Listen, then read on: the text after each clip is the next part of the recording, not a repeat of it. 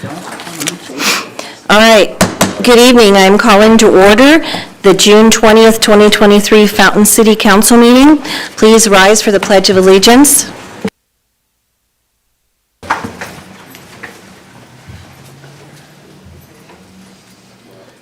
Pledge allegiance to the flag of the United States of America and to the republic for which it stands, one nation, under God, indivisible, with liberty and justice for all. It's right, okay. Thank you. Madam Clerk, roll call, please. Mayor Thompson. Here. Mayor Pro Tem Estes. Here. Councilmember Hinton. Here. Councilmember Corey. Here. Councilmember Rick. Here. Councilmember Applegate. Here. Councilmember Duncan. Present. All 7 members present. Great, thank you very much. Before we go into presentations tonight, we're going to add one more thing real quick. Chief Cristiani has a new officer, a team member that he would like to introduce to us.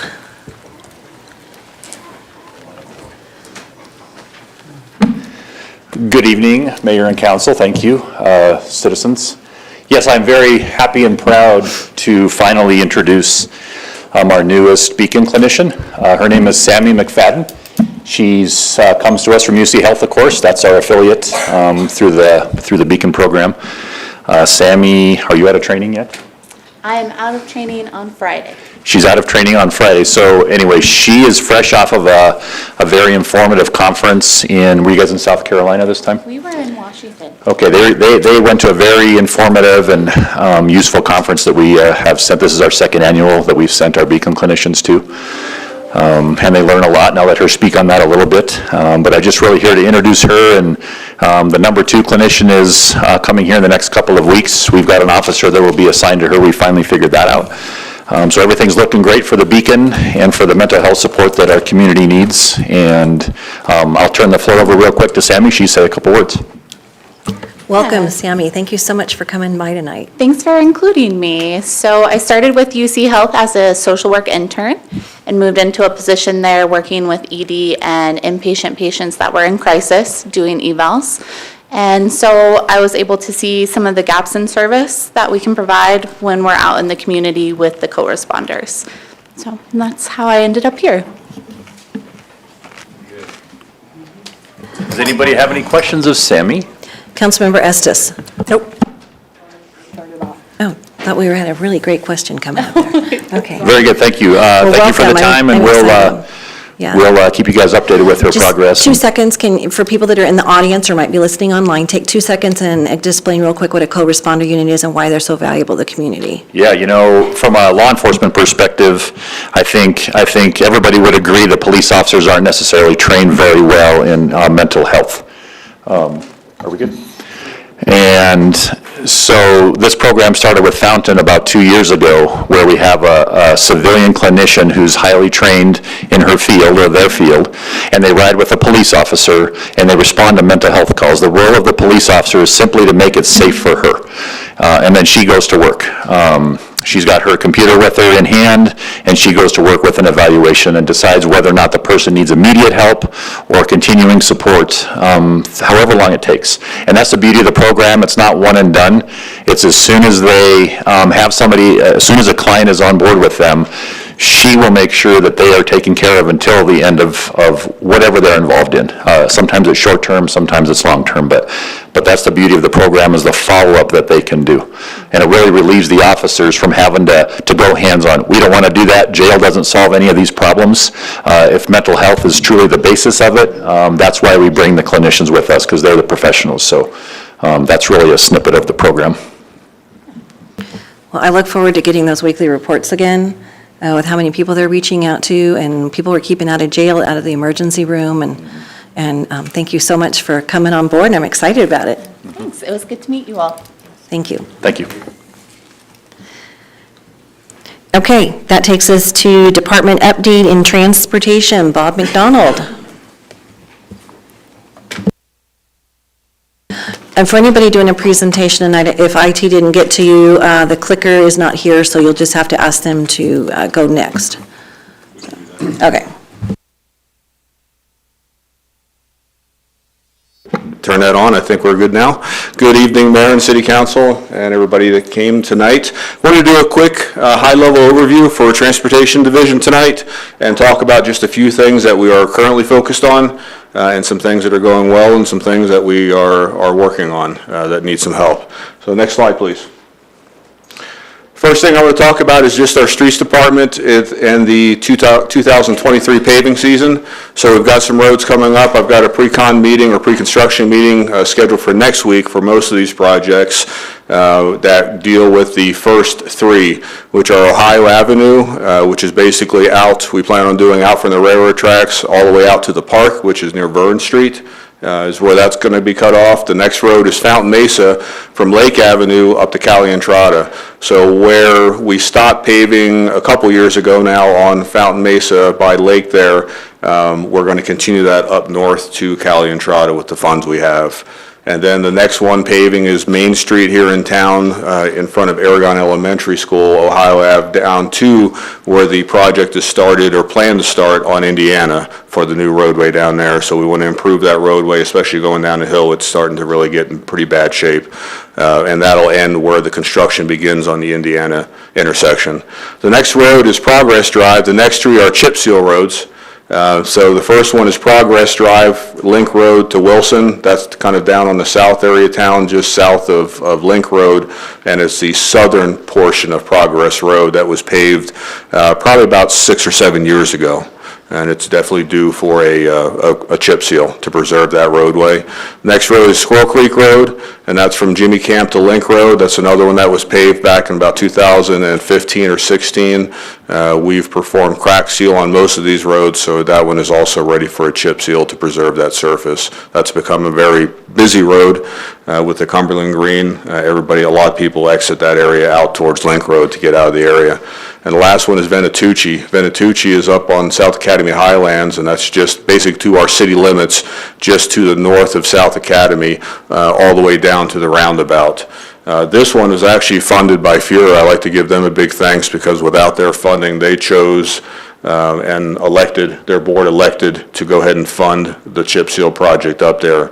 Knowing the condition that the roadway is currently in, we put about a week and a half work of crack seal, patching, and other work that was needed up there before we could do a chip seal.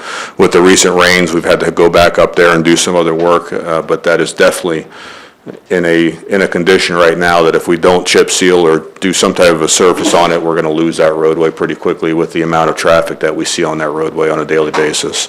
So definitely thanks to FURA for funding that project. Next slide, please. Primary concerns right now, the street department, storm damage, of course, from last week's storm and the week prior. We are currently still doing the assessments for damage. I have been able to get under a few of our bridges and do some inspections. We've got another team coming in, and so we're still working on those numbers to see exactly what they're going to be. We're working with Pikes Peak Regional Office of Emergency Management statewide to see if countywide we have enough damage to get a declaration signed for FEMA assistance. So we're working on that now. Countywide, we need about $3 million in damage. We're going to hit that pretty easily. Countywide right now, city probably by itself has at least $3 or $4 million in damage. Elbert County, statewide, is going to help us, or help the state anyway. They have some pretty significant damage out there from the rain events. So we are working towards that. I'm hoping with the decrease in moisture we've seen in the last week, we can get some more of those inspections done. We had some damage that occurred out on Banley Roadway on the bridge that comes off of Fort Carson with that gulch out there.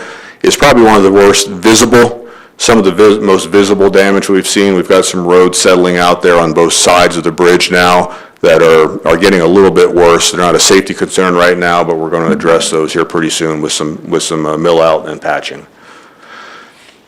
Degradation of the roadways.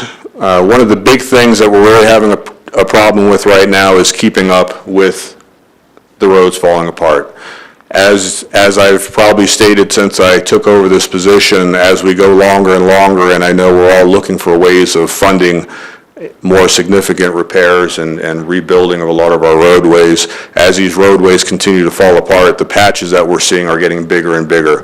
Last year, I think I briefed last summer on, I want to say it was Autumn Place, we did about a 50 or 60 ton asphalt ton dig out.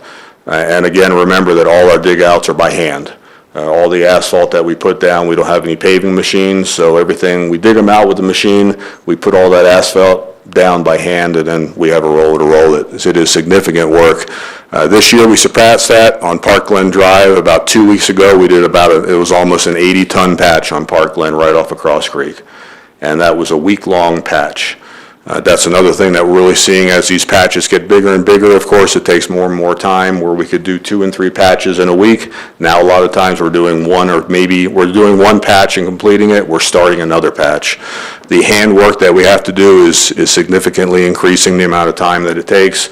And as you see these larger patches and you see what I think is really not a good ride quality. It's impossible to get a good ride quality when you're spreading out 80 tons of asphalt by hand. You're not going to get that smooth roadway. They do the best they can with rakes and shovels, but when we roll it, you can see the product of hand raking. It's a lot of ridges, a lot of bumps, and we're just trying to keep that road in one piece so traffic can drive on it without damaging their vehicles right now, but we're not getting good smooth patches, and it's taking us a considerable amount of time to get them done. The one thing that I will be requesting in this next budget cycle as an addition is I have done some research, and there are some smaller paving machines that are available now. They'll do about an 8-foot patch, 8-foot wide patch. And they're very simple machines. There's not a lot of hydraulics on them. They're manual, not a lot of electronics. They don't do auto leveling and things like that, but they considerably would speed up our ability to do these patches. We're a patch that, like I said, on Park Glen, that took us a week and almost a week and a day to complete before we could open the road up. We could probably get it done in 2 days or 3 days max with a paving machine. So that's going to really increase our ability, or would increase our ability to get more of these things done. And unfortunately, the rain that we got, as much of a blessing as it was, we needed the rain, we didn't need it all at once. And that's what we got, unfortunately. So you're going to see, we probably have about 65 work orders, pending work orders right now for dig outs throughout the city, potholes and other failures, not counting the storm drain work that really doesn't get put on those work order list because the public doesn't see really the damage to our storm drain that has occurred. But when we go out and inspect it, we see that. And this is work that has really been neglected over the last several years that we have got to get on board with and get doing. So I'm just always trying to find ways of trying to increase our efficiencies. And that's one thing next year I think that we really need to focus on. It would be a benefit for the streets department.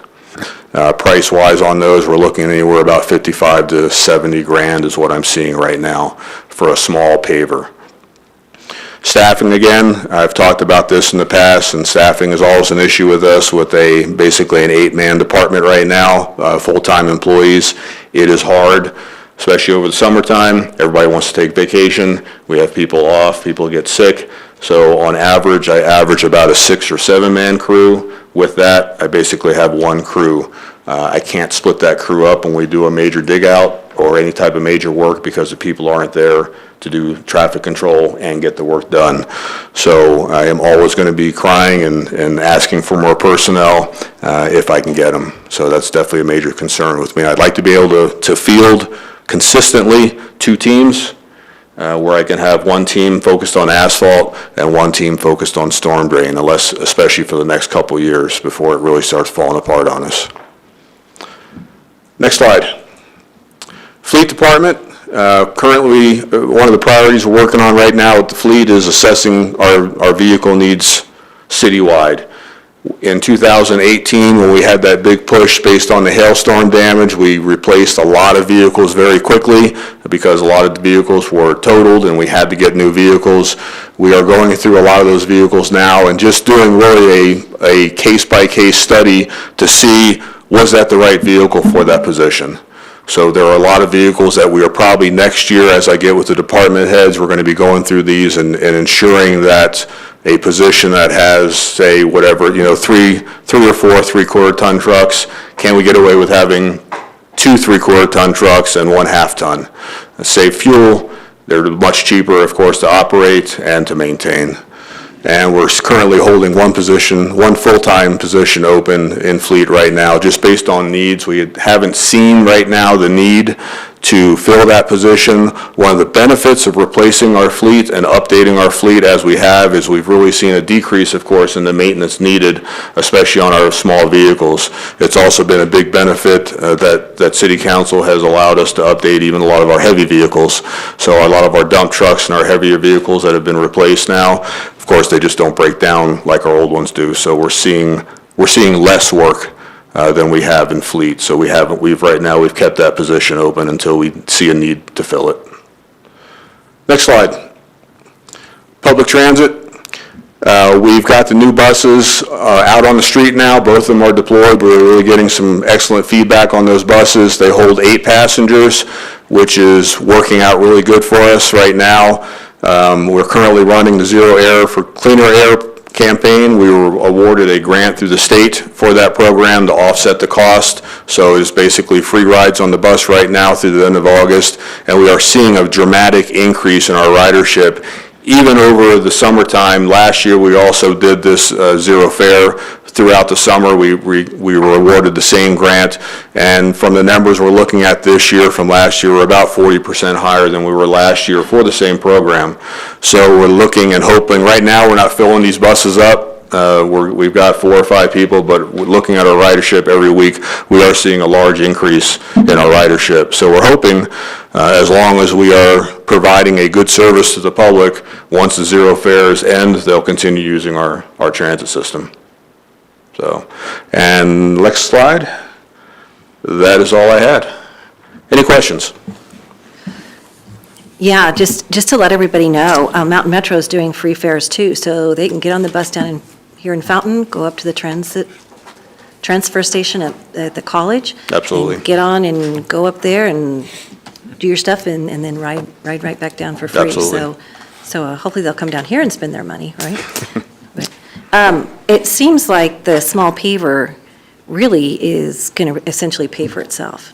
I think it will, time-saving wise, and I have been very surprised that we have not injured anybody, to tell you the truth. And one back injury, shoveling that much asphalt, it would pay for a workman's comp claim very quickly.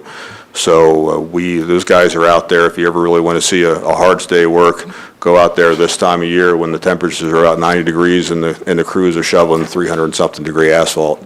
It is hard, back-breaking work, and I think we could really get a lot more work out of it, and we could be more efficient in what we do out there. Well, wouldn't it also be more level when it's? Absolutely. And that way you're not going to get the pooling of the water that's going to just. Absolutely, yeah, go you're right going to back the same see a level nice, again. smooth patch again, where we can dump this machine into these holes that we're digging out, and we can put consistent, level layers of asphalt down.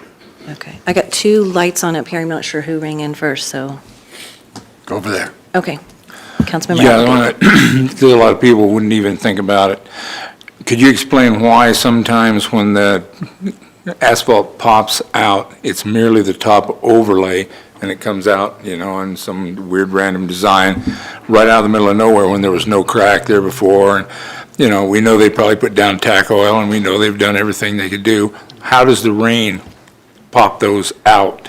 So there's a few different ways that occurs or can occur. The primary way is there is usually a crack somewhere nearby, and that water gets between those layers of asphalt. What Councilman Applegate talked about in regards to tack is anytime you put asphalt on top of asphalt, you're required to put down what they call a tack layer. That tack layer is there to basically glue those 2 layers of asphalt together and keep them from sliding or separating. It's almost and it also strengthens the roadway. If you took several sheets of plywood and you stacked them on top of each other and stood on top of them without gluing them or fastening them together, they would bend dramatically. If you took those same sheets of plywood and glued them together and then stood on them, you'd see much less flex. Asphalt kind of works the same way.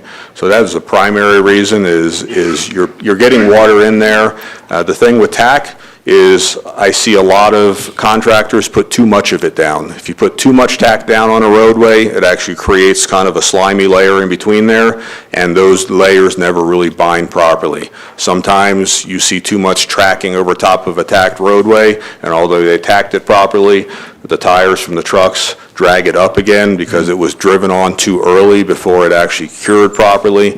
And so when they put the pavement down, you're not really getting a good tack surface. So that's why sometimes you'll see those patches of asphalt appear to just kind of come out of a roadway like you talked about, and they seem, why did that occur?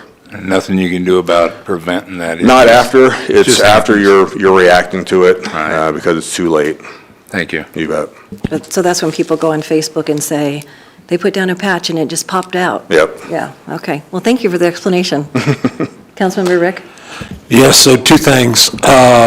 First, plug for the My Fountain app. I personally put in a request for road repair out by my house. I didn't call anybody, I didn't email anybody. I just used the app. Within a week, your guys came out. They took care of the patches, did a great job, so thank you for that.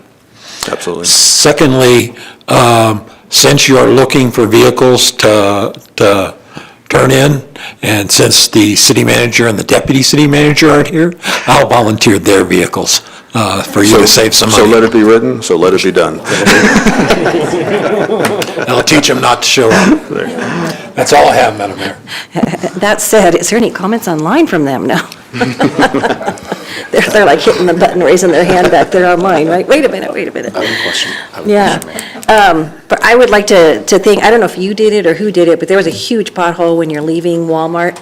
I mean, like a tire buster. I actually did that one, and that's, I mean, Okay, you well, see, thank I am you. out there Yeah. either before hours or after hours, trying to take care of some of the problems that the crews just can't get to. So if I can get out there, and that one was a car buster, it was a car eater. So, yeah, I took care of that one this morning. Yeah, my husband managed to hit it several times, so. And I was not going to stand in the middle of the intersection and take the little picture for My Fountain app, so I didn't think that was. Mark it on the map. Yeah, we got it taken care of. And then, but that said, you know, when you went into Walmart during the rainstorm, that when going into Walmart was really flooded, and so today I looked at the drain when I was driving in there, and it's pretty clogged with a lot of mud and dirt that have gone down that way. Is that on? Right as you turn in off of Academy, and you're turning into the Walmart parking lot, so I'm not sure if it's ours or counties or who. Oh, you're talking about up at? The Vinatucci. Okay, yeah. Yeah. The Vinatucci one. The Mhm. one where it really flooded. Yeah. I'm thinking that's probably why it did. It is El Paso. El Paso County owns the right-of-way from South Academy. South Academy is CDOT, and the entranceway there in front of South Academy Highlands, where those two roads enter and exit up to where they connect, is actually El Paso County. Okay. Yeah. Maybe we can let them. Yeah, so I can Okay. get a work order. I'll go up there and take a look at it Well, and get because a work not only order. that, I mean, when it was clogged, and so the Academy was flooding on trying to get up there. Exactly, So, yeah. Okay. Thank you so much for everybody's work during this storm. I know Absolutely. it's been tremendous, and it's probably going to be ongoing as things dry out. It will. And different things, so. Mr. Hinton? Yeah, I just have a quick comment and just kind of like kudos for your team, Bob. I know you're out there. I actually saw you. I was driving by and stopped by to see if you, just to thank you for all your hard work and all that you do. And just as a public notice, like, these roads are important.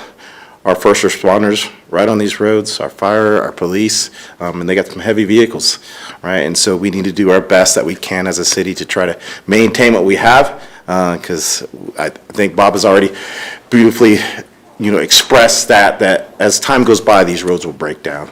And so we're trying our very best to make preventive measures to get in front of it and be proactive instead of be reactive. But I thank you for your team and yourself for all your hard work. Appreciate Thank it. you. All right. Councilmember Duncan?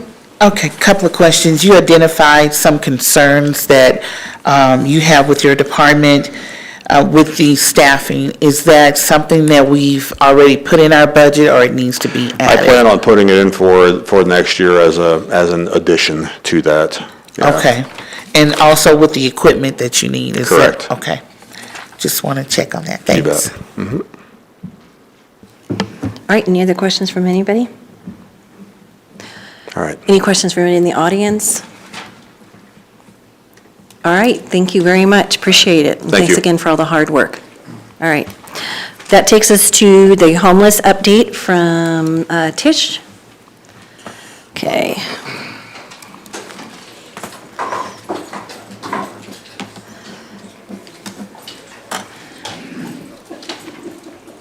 Good evening, Madam Mayor, council members. So this is not going to be a deep delve dive into our unlawful campsites throughout our Fountain jurisdiction. This is really just going to be kind of a basic. There are a couple of city-owned properties, one that we've already had to abate and another one that is pending an abatement. So I'm going to give you a few statistics and a little bit of an overview throughout Fountain, but I'm going to really be honing in on the two areas that belong to the city of Fountain that we're working on, and we'll do a deeper dive when we do our update later in the year. So just to give you some, in 2022, we issued 186 trespass notices for people that had unlawful campsites. 90 of those involved them using or making some sort of structure from materials, whether that be sticks, logs, plywood, that type of thing, or just using their own personal belongings for bedding and to use for shelter. 48 of those involved 1 to 3 tent encampments. 15 involved using a motor vehicle, a regular passenger vehicle as a dwelling, and 33 of those involved a specialized vehicle, i.e. camper, motorhome, trailer of some sort. We did one abatement in 2022 at B Street and Venatucci, which was part of the city property, and that totaled $4,375, not including the dumpsters. There were 2 summons issued in that case. Both of those parties failed to appear.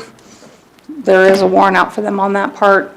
We issued those summons in some hopes of taking care of the issue, addressing maybe getting them some services and maybe even some restitution later in the end, but at this point, both of those are still open and pending. Next slide, please. So the unlawful campsites that we deal with in the Southmore area have predominantly been in 4 areas. They are directly behind Walmart. One of them is behind Equisport on their actual property. There's 2. And then the other 2 are on the other side that belong to a company out of California against the Fountain Creek Trail. I know it's a little difficult to see, but I did circle them in red. However, we have not had any issues at 3 of those since early 2022, and the one that is in the very corner of this jut out at the top was about a month ago, and nobody's been back to that one since we posted it. Next slide, please. This is actually Venatucci and B Street. So the roundabout you can see here at the bottom, the part at the top is where we abated last year. There's a little area that goes down, has a few trees, and directly under the bridge, which is also ours, which is that secondary one. We haven't seen as much activity because Colorado Springs Gas Utility has been down there running some lines. So for about the last 3 to 4 months, there's been heavy equipment down there, a lot of people down there, so there hasn't been a whole lot of activity. However, they wrapped up about 3 weeks ago, and we are currently dealing with a encampment under the bridge with about 5 people involved. Next slide, please. So the pre-abatement photos from the one at B Street and Venatucci that we did in the end of November last year, these are all just photos throughout, so I'm just going to kind of go through. You can see what is on them. Next slide, please. Next slide, please. Next slide, please. Next slide, please. This was the post-abatement photo after that abatement cleanup. There was a large amount of debris, junk, and trash. There was 2 large roll-off dumpsters, and a contractor with about 6 people took him about 4 days to get it completed. Tish, real quick. Yes. When you abate those, Yes, you know, a ma'am. lot of times people say, I want to go help clean up a homeless camp. Can you explain why you have to call somebody in to do it? So we have contractors do it because there are several hazards that are associated with cleaning up these unlawful campsites, from human waste, animal waste, needles, used needles, residue of different types of drugs, meth pipes, that type of thing. We frequently encounter chemicals, propane tanks, just things that would be a danger without the correct PPE to be picking it up. There are several groups that all they do is unlawful campsites simply due to the hazards that are, typically encountered in those types of things. I can tell you that my officers and I, when we go in and we post, we go back for our follow-up visit. We will, if we see them, we will pick up anything that could be a danger to somebody else, but we're not doing it on a large scale. So if we see a couple of needles, we'll pick them up, put them in a sharps container, dispose of them appropriately. Same thing with some of the drug paraphernalia. It just really depends on what it is and what kind of hazard it could be to anybody else that stumbles across it. But we do come across it quite a bit, and that's without really even digging into anything. When you start actually getting into stuff, and you're picking up clothes and you're picking up trash, the risk of being stuck is very high. Or, just having your hands in things that you really shouldn't, even if you're wearing the proper equipment. So for that reason, for the safety of our employees and our staff and the safety of the public, we want to ensure that a contractor is doing it and doing it appropriately and disposing of it appropriately as well. So from January 23 to date, we have issued 64 trespass notices so far. 34 of those involved making structure from materials or their own personal belongings. 17 of those involved 1 to 310 encampments. 4 involved using a motor vehicle, and 9 were using specialized vehicles. And we have 1 pending abatement of city property right now that looks like it's approximately going to be between $5,000 and $7,000 to do. And I'll get more into that on my last slide. So these are our unlawful campsites along the South Santa Fe area. We have had an uptick at the Park and Ride, the property next to the Park and Ride, the property behind the liquor store where the Park and Ride is at, the bushes at the retaining wall right there next to the 7-Eleven. We've got 2 encampments on either side of the bridge. We've got we've got 2 directly down behind between 594 and 660, which is the winery. We have another one that's on railroad property just beyond that. And then all of these, 1, 2, 3, 4, 5, the 5 that are circled down here are our city property. They're located behind Magellan and the Chancellor's Trailer Park. Next slide, please. We also have had issues with them on the other side of South Santa Fe. I couldn't get this whole thing in one slide, but this property that's circled belongs to El Paso County. It's directly at the end of Crest Drive where it turns, and it's down behind those near the creek. The long circled one, last year we encountered one of Colorado's top 10 5 sex offenders. When we got down there, he had a shotgun, he had built a structure. There were 3 to 4 other individuals down there with him. We called for backup. Fountain Police Department came out and assisted us, took him into custody. And then the one right in front of it, we still continue to have issues. It's on the other side. You would access that from going under the bridge right there at the bank, if that makes sense. This last slide is a bigger of our city property. So the large red one in the corner down here is a large encampment. We do not know how many people were in it, but there was a large amount of clothes, debris, trash, that type of thing. They were burning inside the tent, had caught it on fire, had caught some other stuff from the property around it on fire. The yellow one is a large area where all of these different campsites were using to dump their trash. So there is bagged trash and loose trash scattered all throughout that yellow circled area. The 2 red areas at the top are, we've had at least 4 different postings. We'll get one moved and another one will move in. So that seems to be a hot spot for us. And this far right one had 2 or 3 little encampments where people were using personal belongings to camp in.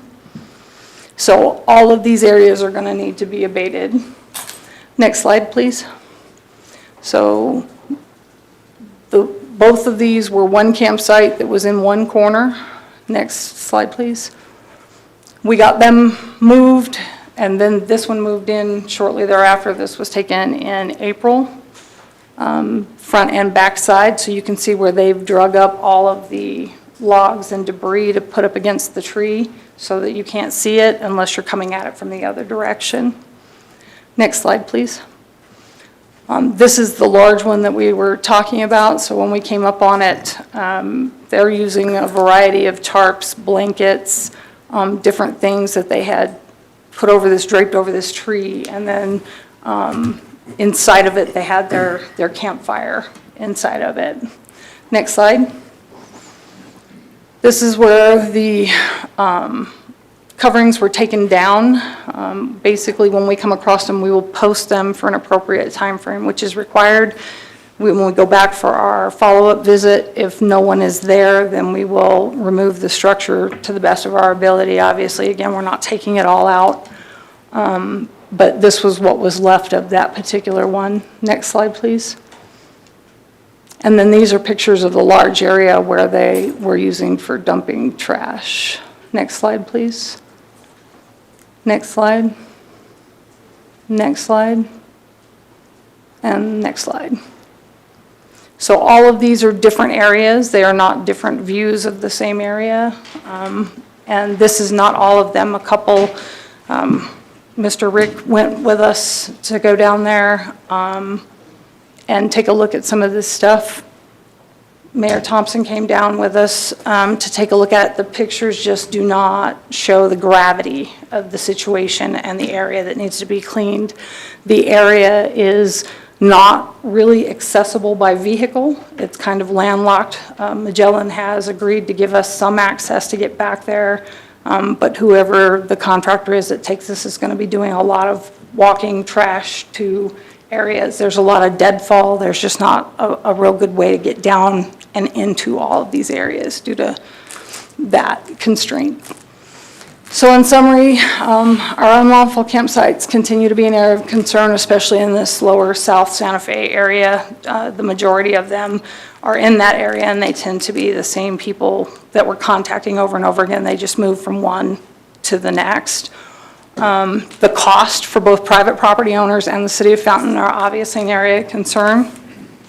And the pending abatement of the one on Old Pueblo, which were those last photos, is expected to be in that price range due to those factors: the need for PPE, the amount, and the lack of access to be able to get down there and get to it. And that is my last slide. Do you have any questions? Councilmember Rick? Yes, thank you for your presentation. Question for the city attorney.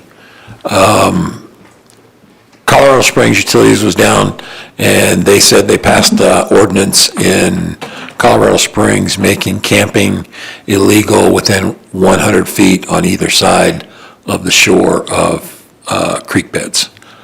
Did he talk to you about doing something like that for us? No, but I think with the way our camping ordinance is written, they wouldn't be allowed to do that regardless. Yeah, I understand we have an ordinance against camping on City of Fountain property, but there's nothing to prevent somebody from camping on private property down on that creek bed if somebody owns property down there. And I'm trying to give us a legal option to prevent them from camping that close to the creek bed.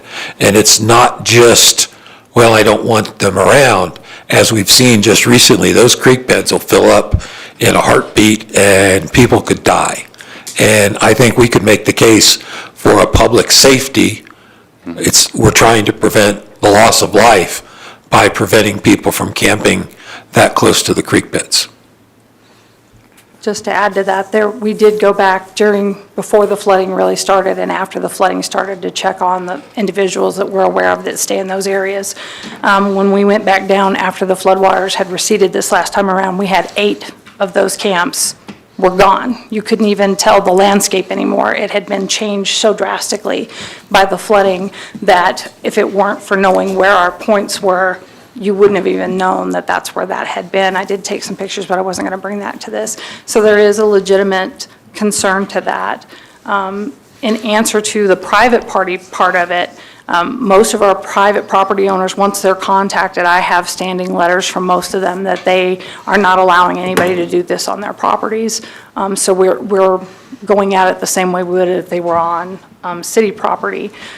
And I have had conversations, we just haven't gone to Troy yet about it, but we have had conversations about putting something into our ordinance that would also restrict that. It basically would just be one more thing for us to be in our toolbox to be able to write for, because there are portions that fall under the Army Corps of Engineers, different things like that. So if they're straddling that line of somebody's private property, or they're actually down on the creek bed, which technically is a public, that's where that would come into play. So we are looking at doing that. Okay. Just whatever you guys think is best. I just want to make sure it's on somebody's radar to look at. And then with regard to what you said about the needles and finding narcotics, I will tell you, last year at Creek Week, Councilmember Duncan and I helped clean up under the bridge 85, 87. Both of us personally found heroin in needles just laying out on the ground. So it's not just, oh, well, they say we saw it. She and I both saw it. It was there, and it is a danger. Thank you, Madam Mayor. Troy? Oh, your light's on. Oh, I'm sorry, just, That's okay. Councilmember Corey? When you say specialized vehicles, you mean RVs, correct, and campers? Campers, fifth wheels, motorhomes. We had an instance with a horse trailer where they were living in over near 85, 87 by the Loves. They actually had pulled into the cul-de-sac, got onto the private property, had set up their horse stall, and they were living out of the van and the horse trailer. So we do see a variety of different types of specialized vehicles, which is why I went with specialized vehicles instead of just saying campers. It's a wide array of things. Okay, that's a new meaning to country life, so. Exactly. Councilmember Applegate? Yeah, I have to agree with Councilman Rick, because Colorado Springs, one of their main reasons for doing that, staying away from the creek, was from what can wash into the actual creek, their waste, their drugs, all the other things that go downstream, and who knows what else they've got. And that's all in the water, then it's in there for good. It's going down. That is accurate. And that's a really good reason. That's why I totally agree with him. We need to keep them away from the rivers and streams. It's twofold. It is a safety issue for them as well as what ends up in our waterways. Exactly. Based on what gets tossed or just left behind. And And waterway. there was quite a bit. These 8 camps had quite a bit that were in them that are now no longer visible. And there's some dangerous stuff that can get into the water. Yes. Thank you. Councilmember Hinton? So that estimate between 5,000 to 7,000, is that campsite where you can't get in by vehicle? Is that the estimate for that? Yes. One particular area? Yes. And that's just an estimate, right? Yes. And I'm assuming that estimate is probably That's probably on the low end. probably low at this Yeah, point. yeah. We will get with our contractors and get everybody to give us a bid for it, to give us an Yeah. estimate for what it's going to take. But it's not going to be cheap just simply No. due to those issues. And once you have to start literally walking back there and hauling this Yeah, for stuff out sure. by hand, For sure, yeah. The cost can run up. The All right, cost can thank go you. up, yeah. Thanks. I'm going to ask a couple of questions before I Sure. come back to you. What is your current budget for if you have to abate things? What is your current budget, just roughly? Lucia did our last one, I apologize. I wasn't involved in the last budget. No, that's okay. It's reoccurring. In other words, for each contractor, I'll put about $3,000 per contractor. Once that's gone, I add another additional $3,000. So it's kind of an ongoing thing because we don't know for sure how much it's going to cost. We have no idea how many abatements, things like that. So it's reoccurring. I won't know It seems like we had to what it costs increase until the it. end of the year. I know, but it seems like we had to increase the budget amount we budgeted last year because we used up the entire budget in one cleanup last year. Correct. Correct. Okay. And So- that was the homeless thing. Yeah, so do we have any idea, or maybe we can find out and you can email it to us, what the line item budget is for, that we set aside for abatements and? You got it? 20,000. 20,000. Okay, thank you. Okay, 20,000, okay. Right. But it So can't this go is, over that. right, right, so we're going to use a quarter of it on one, or up to quarter to half on one camp. Correct. Yes. And we have several others, as you pointed out, we have to clean up, so. Okay. All right, and then this is another concern, maybe this is PD more. We do have an ordinance in town where they cannot panhandle on certain medians around town, the little skinny ones and the ones that aren't flat. We were very careful how we wrote it, so we stayed out of court. I've seen people on there regularly, and I was wondering, and it's not safe. It's not safe for them to stand on those little tiny mediums, and that's why we, posted those areas. So is there some way we can start enforcing that? Yeah, of course, we always work off with code enforcement to give us the information to get out there. So as long as we keep up the communication like we do, yeah, we'll start paying more attention to those things. Yeah, because I know the one by Walmart, I mean, the McDonald's there by Walmart. Right. There's been several horrendous accidents where the people have ended up where someone would be standing. Yeah, it's a matter of time panhandling before there. somebody gets hurt in a car accident, just standing there, yeah. We have been getting calls for service for that recently, so if we get them, we respond to them. I know I've heard PD respond to them over the radio when we've been dispatched for the same thing. So for us, we're pretty much predominantly doing calls for service, which is keeping us pretty busy, so we're not able to go and do the proactive patrols like we used to. However, when we're in those areas, we do try to address it. The people from Walmart and McDonald's do contact me frequently to let me know when this is going on. We do try to help PD in that aspect by going down and educating them that they can't be there.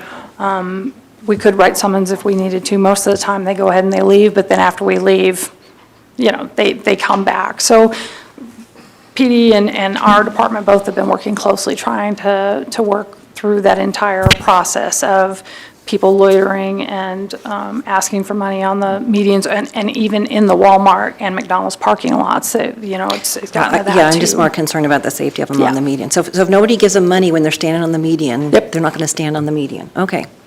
All right. Councilmember Rick? For everybody in the audience and the council, you explained it to me already, but your contractor list, the people that do the abatement, can you explain to the council and everybody how that works? So we have a list of contractors that contract with the city. They provide the insurance requirements that are required by the city to be able to go out and to have the appropriate amount of insurance, that type of thing. So typically, we rotate them. We will call, just like you do for our police tows, right? We'll call whoever's next in line. Depending upon if the job is a big job, then sometimes we will call and have multiple ones give us estimates on it just because it's a larger job. Otherwise, it's a rotating whoever's next in line type of situation for our contractors, but we only use people that have the correct insurance and that are contracted with us to do so. And that's standard for every department within the Yes. city. Yeah. Councilmember Hinton? So just for the public, can you remind the public how many you have on staff? There is myself and 2 other full-time code enforcement officers, so there's 3 of us for the entire city of Fountain. So I only ask that because this is not their only job that they do.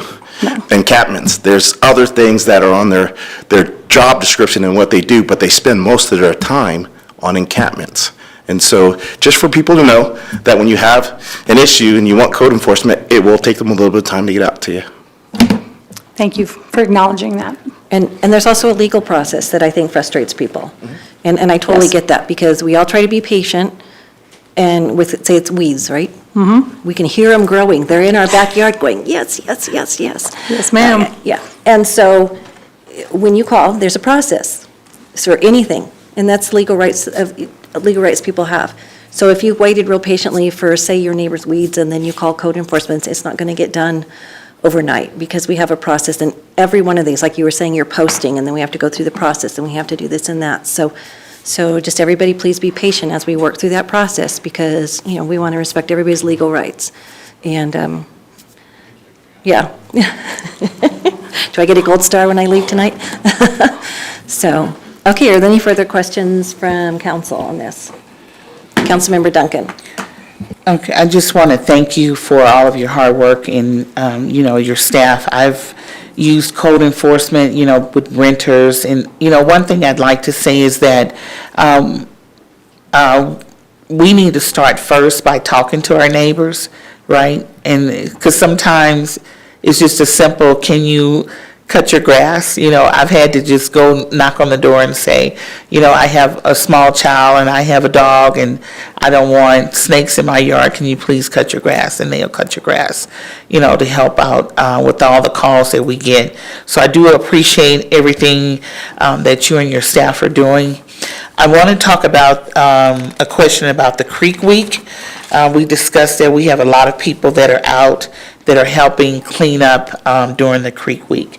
And do they, is there some type of, I know you talked about PPE, because when I go to do Creek Week, I'm given a garbage bag and maybe some gloves, right? So do we coordinate with Creek Week to see if they can get some type of safety, I don't know, some type of safety, video or something, or how to handle when they see needles, or, you know, what do we do with the needles, or, because even, you know, Creek Week is not an encampment, and where I live, there's a park, and after dark, you know, as soon as it turns dark, there are cars back there, and we have found many needles back there because, you know, our kids are playing sports back there. So is there something that we can do as far as what do we do if we find a needle or something like that? Typically, we try to coordinate with our points of contact to ensure that they are aware of those types of dangers and what should be provided and what type of instruction should be given to the individuals that are volunteering with them. And we stress, you know, over and over again, please make sure that your folks understand what they should and shouldn't touch, and, you know, what type of equipment they should have. It's not something that we have ever provided, obviously, and the financial cost of providing that to volunteers probably would be outside of the scope of what the city would be able to budget for. But we do try to make sure that they are aware of all of the dangers, and not just needles alone. Obviously, if they come across packages that have residue, we all know how deadly fentanyl can be by just touching it and absorbing it through your skin. So wearing some sort of protective gloves is a requirement. Don't touch anything with an ungloved hand. But then when you're starting to talk about picking up needles and disposing of needles, there's a certain way needles need to be disposed of. There are certain types of gloves that are rated safety-wise to be able to pick that type of stuff up. Those are very expensive. So I highly doubt that any of our points of contact are providing that. All we can do is give them the information and hope that they provide that information to their volunteers. I'm certainly open to maybe trying to have some sort of orientation, one or two prior to Creek Week, for people that are going to volunteer to come in and show them, be able to show photos of what they need to be looking for and what they shouldn't touch. And maybe it's something that they just put a marker on and they let us know so that we can, somebody who has the appropriate, you know, equipment can go back and get. I'm open to that discussion, but at this point, it's really just been talking to our points of contact to make sure that they're letting their volunteers know. Right, so probably, I don't know if we can have a discussion with the HOAs or whoever, because they also participate in, you know, going out, picking out trash during, you know, Creek Week is a nationwide thing. So if, you know, they go out and they'll say, well, who has time, right? Yep. And you bring, and they have kids, everybody out there picking up trash. So it's just a concern to me, you know, because we're finding more and more drug paraphernalia everywhere, not just under bridges. They're in the parks, and, you know. It's not, it is not totally encompassed in unlawful campsites. It is anywhere where the public can go for the most part. Right. Yeah, so I just wanted to put that on the radar. I can tell you, there have been a few times while we're back looking in these areas and doing our follow-ups that we do come across people that are out there picking up just randomly. We do stop and have that conversation with them. We appreciate what you're doing. Please be aware of, please make sure that you're not handling ungloved, you're not picking up needles, you're aware that you're sticking your hands into something could be needles under that type of situation. So we do try to educate anybody we come across. Unfortunately, it is what it is, and people are trying to do the right thing, and we don't want to stop them from that, but we definitely want to make sure that they're making an educated decision. Councilmember Estes? I'm going to tag on with Councilmember Duncan. We're on the watershed district, and there is a new outreach coordinator now, Hannah Mooney. Okay. And so she's new, so that any information and help you can give her this year, because it'll be her first full-time Creek Week. Okay. So I'll make sure I get that contact information for you. Please. Because she is new at it, and just to make sure that we're giving consistent information and helping that group out, because the Fountain Creek Watershed District usually spearheads Creek Week in this area. Right. So they'll have, Allie, who was the outreach coordinator, she's now the executive director. So she has a lot of experience, but Hannah's new. Sure. So that'll be some good information if we can get it. I'll send you her contact information. If you would, I'll reach out to her, more than happy to. Thank you. All right, any final questions from council? Staff? Chief Not a Cristiani? question, but a comment. We have quite a lot of supplies, either from COVID leftovers or whatever, that we could help with some PPE equipment, Tyvek suits. They're extremely hot. Yes. But I think I'd rather be hot than stuck with a needle or whatever it may be. So if Councilwoman Estes, if you could pass that on to your people and get with me or Tish, and we can all coordinate this and kind of get an effort going. I'll definitely pass that on to Allie, as we're kind of in that mode of getting geared up for that, so I'll make sure I pass that on to her. Perfect. All right, thank you so much. Thank you. Appreciate you coming in, thank you. Thank you.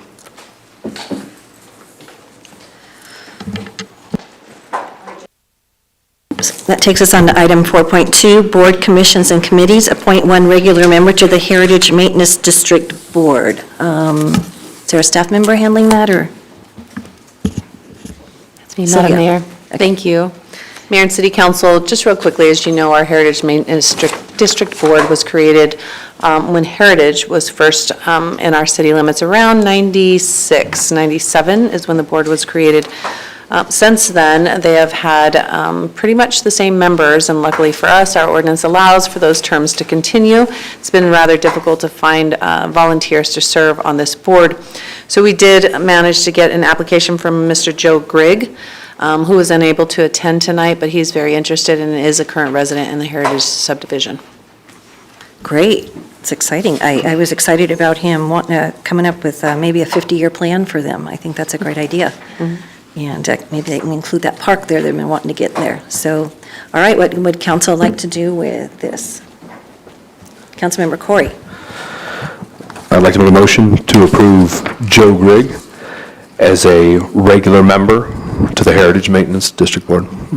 Okay, we have a motion. Councilmember Duncan. I second. Okay, we have a motion and a second to approve a new member for the Heritage Maintenance Board. Any further discussion? Seeing none, please vote. 7 yes, motion carried. All right, thank you. That takes us on to city council agenda requests. I'm going to go as quick as we can because it's already almost 7 o'clock. Councilmember Rick? Nothing tonight, Madam Mayor. Councilmember Corey? Nothing tonight. Councilmember Hinton? Nothing tonight. Councilmember Estes? Nothing this evening? Councilmember Applegate? Nothing tonight. Councilmember Duncan? I don't have anything. All right. Whew, maybe we can do public to be heard just as quick, huh? All righty. Public to be heard. Citizens may address the council on items that are not on the agenda. Council may not be able to provide an immediate answer, but will direct staff to follow up. Out of respect for the council and others in attendance, limit your comments to 3 minutes or less. Ms. Kaufman, do you have any? You do have a card tonight, okay? All righty. I have a card. I believe it says Connie. Okay, please come on down.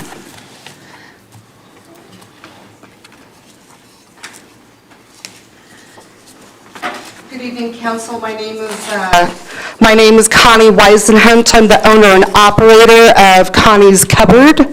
My outreach is hope for the homeless and a hand up to the city. In the last 2 years, out of my own personal pocket from a night job that I work, I have put out $13,000 of my own money, and that has included food, and that has included gas vouchers for people to be able to have warmth in their cars. This is not a they or a them issue. This is not a concern about just loss of life. This is a people issue. And this is a community that needs to help solve it. And there are many holes and many gaps to this issue. There are people who don't have an address to have an ID mailed to them. There are people who don't have a phone number to fill out that job application to get that job. There are public businesses in this city that will not allow a person to go in and use their restroom. We have homeless people who have mental issues, and our mental issues are not even being tapped into. We have folks where I have sent them to the dentist and paid out of my pocket. We have a blind gentleman losing his eyesight that I can't convince him to go to the eye doctor. We have people who are fleeing domestic violence and are afraid to tell anybody, who are living in alleys.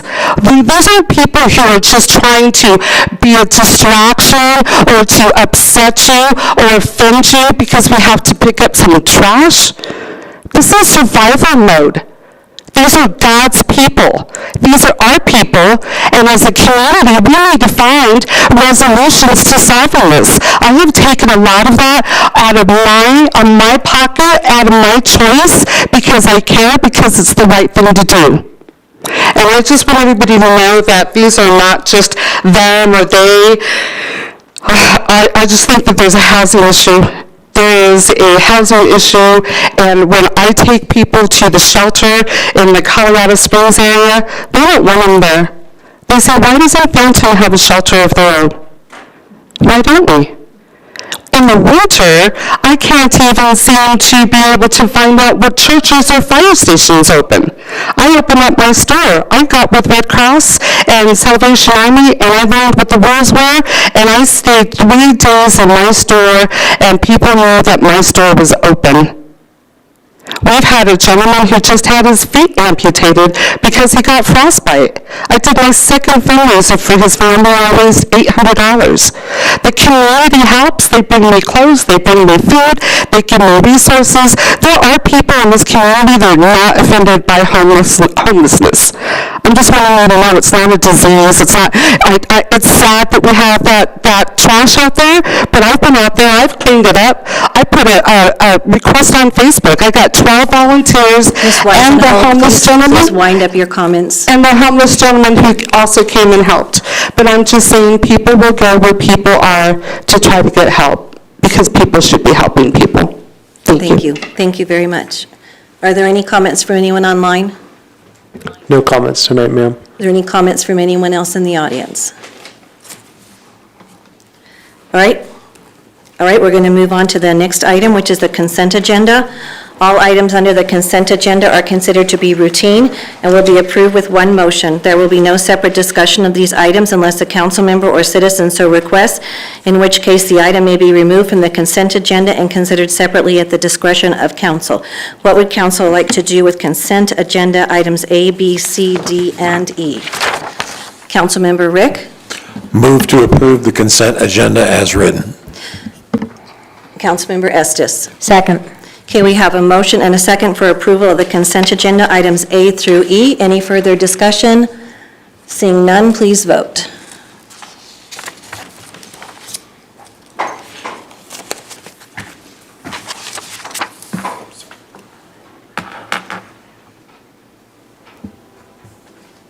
Seven yes, motion carried. All right, thank you very much. That takes us on to item item 8, old business, there is none. Item 9, new business. Item 9A, consideration of items removed from the consent agenda, there were none. Item 9B, first reading of ordinance number 1789, an ordinance amending definition of electronic smoking device in section 5.36.030, defining terms of chapter 5.36, tobacco product retail licensing of Title V, business tax licenses and regulations of the Fountain Municipal Code to expressly include vaping devices. We have Kay Parker and Fountain Fort Carson High School Student Council. Yes. We don't see that on the agenda too often. Mayor and council members, I am very proud to be here tonight with the Fort Carson High School Student Council, although I say that with the caveat of these are graduates now.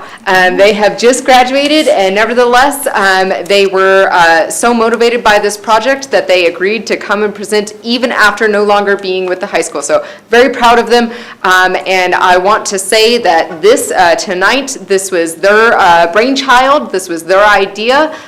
School resource officer, Officer Sanchez, came to me with this idea on their behalf and indicated that the student council had, they were concerned about this issue occurring in their community, in their high school, and wanted to know what they could do to help their community. And they had this proposal, they had this idea, and they came to me and they said, can we collaborate? Can we work on this? And I thought it was an amazing idea, very proud of them. I have to say I have been bragging on them to other cities. And so I just wanted to give them kudos. And so what's going to happen is I'm going to let them present and kind of give the background and the explanation and reason why we're doing this, why I'm presenting this amendment, this proposed amendment tonight, and then I'll present the legalese thereafter. So I'm going to let them take it away. Thank you. All right, welcome. If you could each come up and state your name for the records real quick, and congratulations on graduating. Thank you. My name is Audra Yoakum. My name is Maria Quintero. I'm Leanna Johnson. And I'm Melanie Brusso. Thank you so much. So good afternoon, Mayor and City Council. This is our proposal for an amendment for vaping pens and e-cigarettes presented by us. Next slide, please. All right, so our presentation for our proposal today consists of 4 different topics of discussion, starting off with our statement of intention, second, some statistics and testimonies, third, our educational perspective, and lastly, our solution.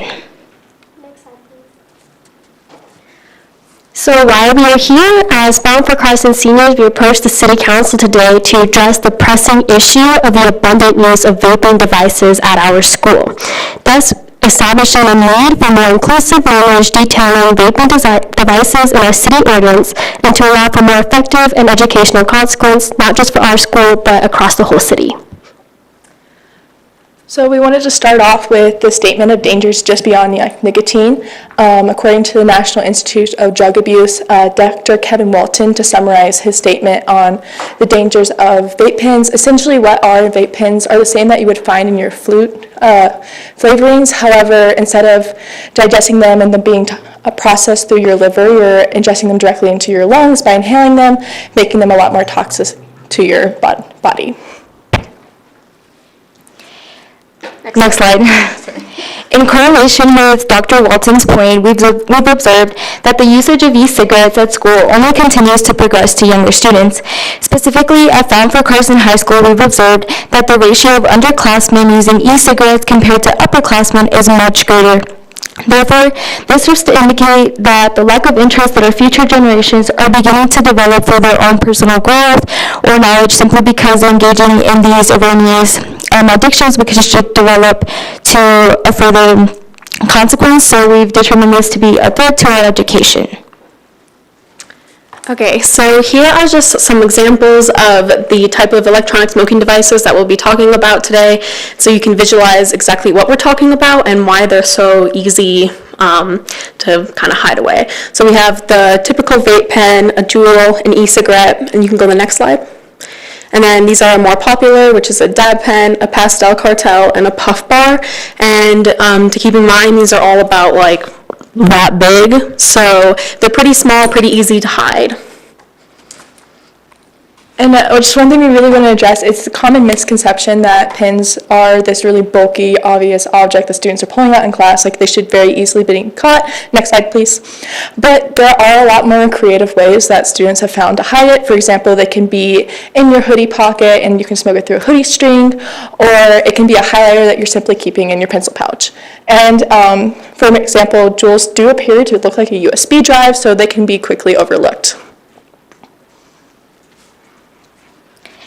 Now to discuss our testimony. So presenting to you our current issue at Fountain for Carson is the progressive use of e-cigarettes is impeding student school days and our learning environment in ways such as the inability for the use of bathrooms is being created simply because some students are reserving the stalls for vape use.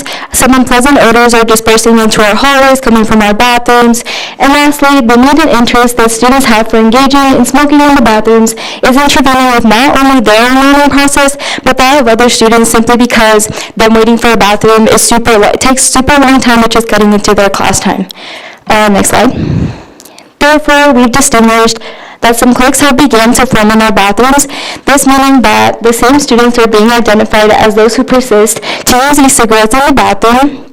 Therefore, we concluded that these patterns of students are revealing that the consequences that Fountain for Carson High School is presenting students with are being ineffective and neglected. And therefore, some of these students are just considering being sent home for a day as a vacation or a day off or simply less work. Next slide. So we also want to talk about some hard facts on vaping. On a national level, teenage e-cigarette consumption has increased by over 18,000% in the past year. Of all high school students, 14.1 reported use of vape, and that is neglecting those who did not admit to it. On the middle school level, because this is reaching down to that younger generation, 3.3 reported use, again neglecting those who did not report it. And it's also important to keep in mind that teenagers who use e-cigarettes are twice as likely to use a tobacco product in the future. Next slide, please. At the school level, because this is what's directly in our city, at Fountain for Carson High School, we had 62 tobacco offenses in the past year and 26 marijuana. If you're looking at that broken down by grade, you can see that the highest is at 9th grade with 20 and the lowest at 12th grade with 4, decreasing every year. Repeat offenders for the past year, we had 6 for tobacco and 1 for marijuana, not neglecting the fact that students can just get smarter with hiding it, which is why they don't get caught multiple times. And then at our middle school level, which is 11 to 13-year-olds, you have 34 tobacco and 13 marijuana, with 3 repeat for tobacco and 2 for marijuana. The above photo on the right is all the vape pens collected from the high school the past year by the deans of students. Next slide, please. Important thing to keep in mind with these stats is only marijuana offenses are getting cited by city and can allow for police intervention with our school resource officers. And people who get in trouble are only the ones who are seen with vape in hand or smoke coming out of their mouth. So in the school bathroom, there is possibly a group of 9 or 10 or 5 girls all using the same vape pen, but only one is getting in trouble. So the stats aren't quite reflecting of the true number of use. And then those are just some refill juices that have been used at our school. Next slide, please. Now I'm going to be talking about our why and our main objectives of why we want to change the city ordinance. So our goal is to not harm the students or their future, but to actually better help them, to better allow our school resource officers to charge municipal charges that could direct students to diversion programs against e-cigarettes and vaping devices. Court-ordered classes will be affected to decrease the amount of students who are vaping in our schools. As you know, if one person has to go to these programs, then all their friends are going to know about it, and they're not going to want to get caught anymore, rather than all their friends knowing about it and being like, oh, they got a day off of school. And lastly, these charges will have a long-term impact on the amount of students as the word will spread. Here's why we want a more educational purpose. These are some factors. First, nicotine is very much a gateway drug. These kids use it as their first one, but it doesn't end there. They go into marijuana or other devices. Vaping has been known to alter teen brain development. And there is a lot of false advertising out there with nicotine. Some vape products labels do not disclose when they contain nicotine. And some vape liquids marketed that containing 0% nicotine has been found to contain nicotine. And there's a huge lack of knowledge at our school, especially because it's going from 11 years old to 18-year-old. Approximately 2/3 of Juul users ages 15 to 24 do not always know that Juuls contain nicotine. Okay, so moving on to what we hope our solution can be. So currently, these are, I guess what you would say, the punishments for our school level. It's a single day of suspension, and then the student will also be placed in an in-school detention until lessons are complete. So we have lesson 1 and 2 for the first offense, 2 and 3 for the second, and so on and so forth. As well as 10 hours worth of community service if you are caught again after your 3rd lesson. And then on a city level, the general penalty is a potential fine and or jail time, but at the prosecutorial discretion, there are educational classes, community service, and diversion programs, and other things like joint initiatives, etc. We'll pass it off to the more legal guys. Before you go into the legalese, Sure. I got some lights on up here. So, and I believe Councilmember Rick had his on first. Just to echo what the young ladies have said, I have a 16-year-old grandson. He doesn't go to Fountain Fort Carson, but he has told me there is a very sophisticated plan, if you will. Certain restrooms between certain breaks are where you go to smoke, and it rotates which ones they are, making it difficult to catch the students that are smoking. And all the non-smoking students know, don't go to that one, because if you get caught, you're going to get wrapped in with everybody else. So it is a very sophisticated and very long-term problem that we have in this country. Thank you, Madam Mayor. Well, I hate to break it to you, but back in the day before cell phones and texting, we had one bathroom at school. You had to go all the way across the campus to the gymnasium. It was a very large campus. And so smoking in the bathrooms is not a new issue. You just knew which one not to go to if you only want to smell like cigarette smoke or if you want to smell like a different kind of smoke. So it's a long-term issue in the bathrooms. So, yeah, but love to get on top of it because it's a pain when you can't make it all the way across campus to run to the bathroom. So, and I'm not sure, it's Councilmember Hinton. Yeah, just a quick question. Has this been presented to the principals of our different high school, elementaries, or is this the first time we're presenting this, or we're seeing this? Has this been throughout the different schools in our city? So this hasn't presented to various schools, but our school's administration is aware of it. So it's just mostly been confined to Fountain Fort Carson High School right now. Okay, cool. And then one more question. The education piece, so you, in slide priority number 3, you talk about the education. Is there any type of education aspect that's happening in the schools? We're talking to the students about vaping and the dangers of vaping. Yeah, so the Dean of Students, Coach Guiden, or Miss Guiden, as of right now, she is new, and she did start this program on our school website, Schoology course, as Audra presented. They have been made. They are very much in the beginning stages. There's not much that goes on. There's not many students who actually do it.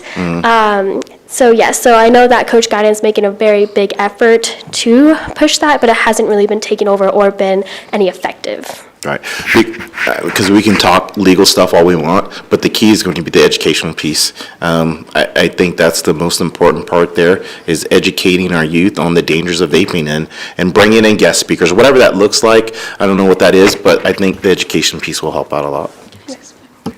Got to educate the adults too, because there's adults who'll stand there and blow that smoke out in your face and say, it's just steam. It's not dangerous. Can I add to that really quickly? Yes. Okay, so also we do talk about like the educational pieces in our health class, but it is only just like a semester worth. Typically students take it their freshman year. Yeah. And not saying that really does much, but in those courses, I actually did take them, and they're just like little Quizlets or like quizzes saying, like talking about like statistical things and other types of issues that can stem from vaping. And because it is such a new product, a lot of it is like kind of scare tactics, saying like, we don't know what's going to happen to you if you do continue to vape and other things like that. Yeah, thank you for sharing that. Councilmember Duncan? Leanne, can you come back to the podium? Yeah. So I would be remiss, so let them know that you are a member of our Fountain Youth Council. Yeah, I am. Oh, hi. Okay, if we can continue on. Okay. Thank you for coming on your crutch and everything. Good evening. So as you just heard, there is a need for an amendment of the ordinance. And so essentially, there's a couple of places that instinctively might seem as a good spot to do this. 9.56.070 is furnishing cigarettes or tobacco products to minors. 9.36 is marijuana prohibited for minors. But both of those, what it comes down to is really that this is a need for a more comprehensive electronic smoking device definition. And that is how I prosecute charges for violations involving 9.56.070 and 9.36. So it seemed like a good, clean place to address this need for an amendment was under the definition 5.36.030, where the electronic smoking device definition is contained. So as you can tell by my ordinance, I explained that the Fountain Municipal Code regulates the sale and use of tobacco products by those under 21 years of age. The definition of tobacco product is included under 5.36.030. That definition of tobacco product includes electronic smoking device, which is another term defined under 5.36.030. And that is where I think that we can address this concern by amending that to make it more comprehensive. Let's see, Colorado law permits home rule municipalities to impose concurrent regulations regarding smoking and the sale of smoking materials that may be more but not less restrictive than state statute depending upon local circumstances. And here, based upon what the Fort Carson Student Council has presented, I think that there is a need. And I did draft this amendment based upon my review of state law. So the amendment that is proposed tonight is to add in the language that's in bold in the ordinance. It's a very long definition, and I'm only making it longer, so I do apologize, but I'm going to go ahead and read it for you. So I'm proposing to amend the definition to, like I said, to be more comprehensive. The proposal is that it would provide that electronic smoking device means any product containing or delivering, and this is the addition, or capable of containing or delivering nicotine intended for human consumption that can be used by an individual to simulate smoking in the delivery of nicotine or any other substance, even if, and this language would be added, manufactured, distributed, in addition, marketed or sold, it would be added as nicotine-free through inhalation from the product. Electronic smoking device includes any refill, cartridge, or component part of a product, whether or not marketed or sold separately. So, for example, a battery. I have heard from school resource officers, for example, that they've had issues where they'll find a student and he's only got the batteries on him. He's always got the batteries, but they know that it goes to this, for example. So that's the reason for that being included. So an addition to a proposed addition to the definition would be electronic smoking device includes but is not limited to any electronic cigarette, electronic cigar, electronic pipe, electronic nicotine delivery system, alternative nicotine delivery system, electronic hookah, vape pen, vape mob, vape pod, vape tank, and vape device containing or delivering or capable of containing or delivering nicotine, even if manufactured, distributed, marketed, or sold as nicotine-free. And then the original definition includes the following language of electronic smoking device does not include any product that has been approved or certified by the United States Food and Drug Administration for sale as a tobacco cessation product or for other medically approved or certified purposes. And that language, again, is in accordance with state statute. So we we would not be looking to change that. So for the most part, we're just looking to make this more comprehensive and also more clear to the public. The school resource officers would have told me that they would find it helpful, for example, in having conversations with students who are engaging in this conduct, to be able to point to the ordinance and say, look, this is clearly prohibited, because sometimes it's a situation of need for increased awareness and education. People don't always realize that what they're doing is against the law, and although ignorance of the law is no excuse, as that old maxim goes, nevertheless, the goal here really is to try to help these students and try to help them make better decisions. And so if it would be helpful to the school resource officer in discouraging this conduct by being able to point to the ordinance and say, this is clearly prohibited, and that discourages the student, I think that's great. So that is the proposed language tonight, and I am open to questions. Oh, I apologize. One last thing I just wanted to say. Like I said, the student council, their goal is part of their goal in doing this is to increase public awareness and education, not just for students, but the community at large, because this problem with minors utilizing vaping devices is not limited or restricted to the schools. And as they pointed out in their PowerPoint presentation, I do have prosecutorial discretion, and I do utilize a wide variety of approaches, but something I always do whenever I get a juvenile coming before me with a substance-related charge is I try to include an educational class related to what they're receiving. And I also regularly utilize joint initiatives. They're our diversion program, and they have a lot of really great things that they can do to try to educate and assist those who are having substance-related issues.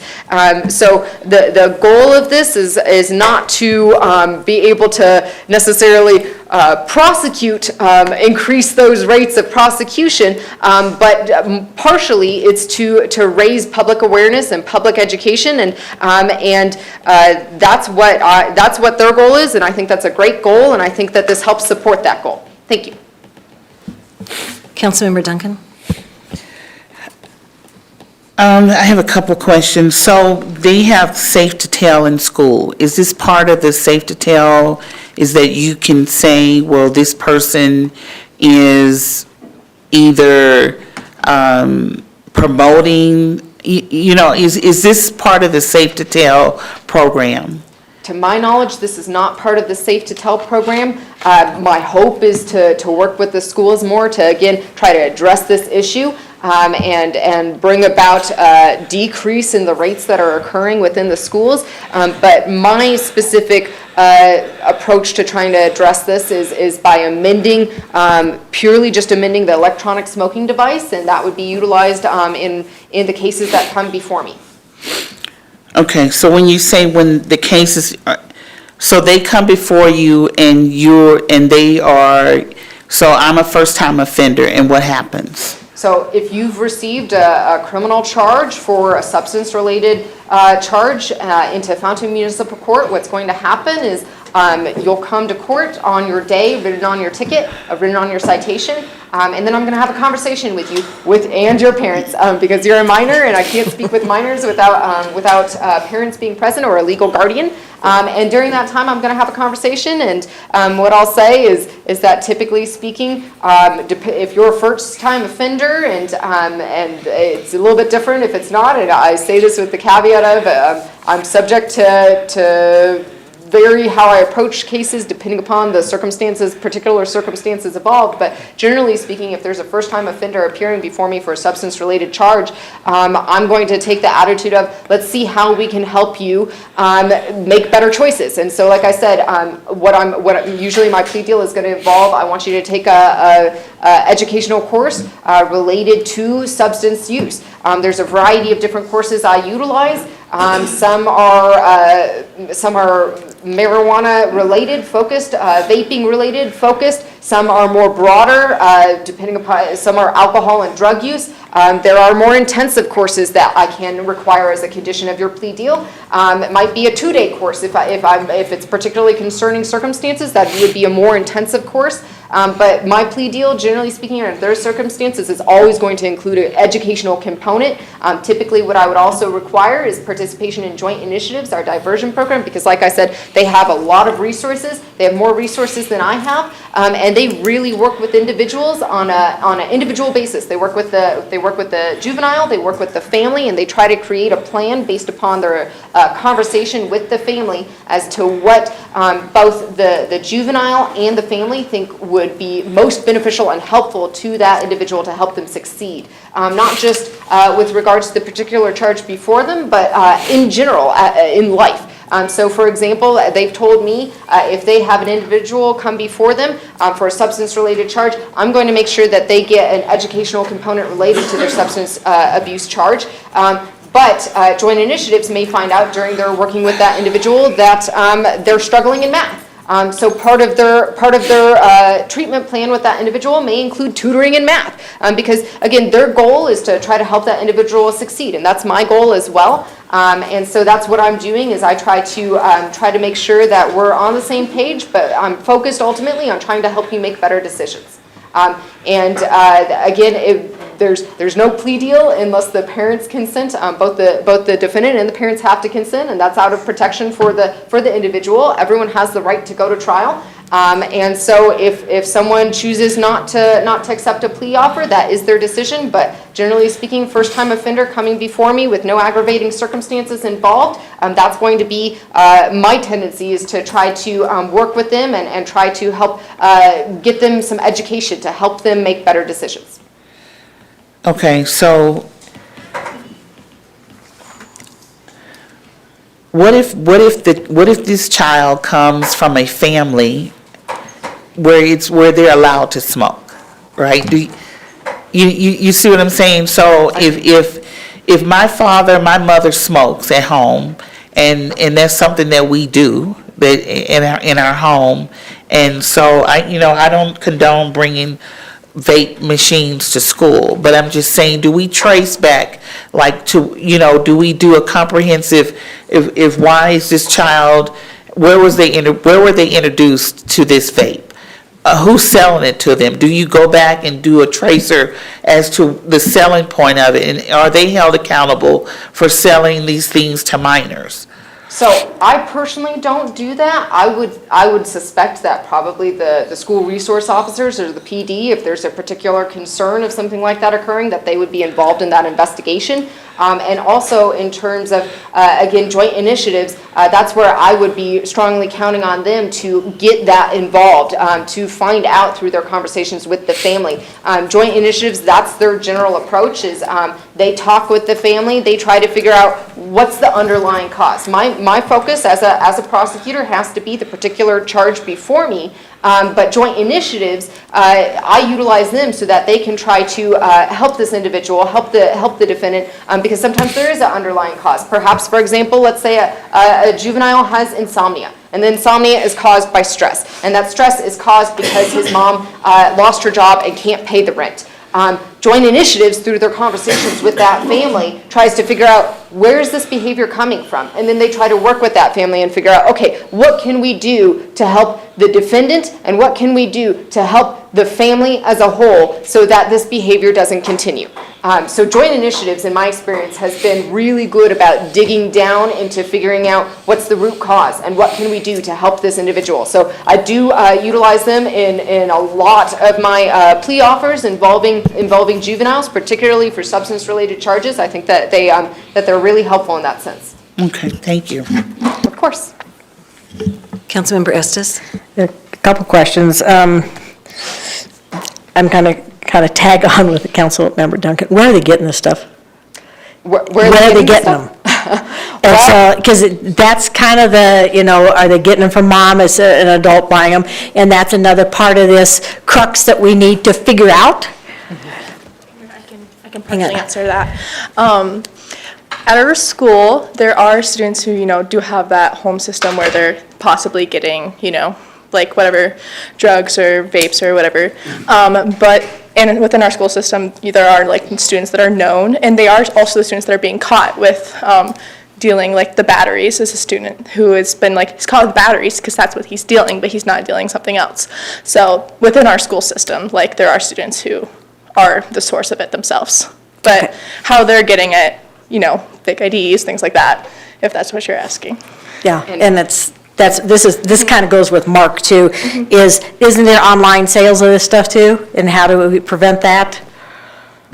Yeah, I mean, this is a huge problem. The source of it, just like anything, there's many, many different sources, whether they be legal or illegal.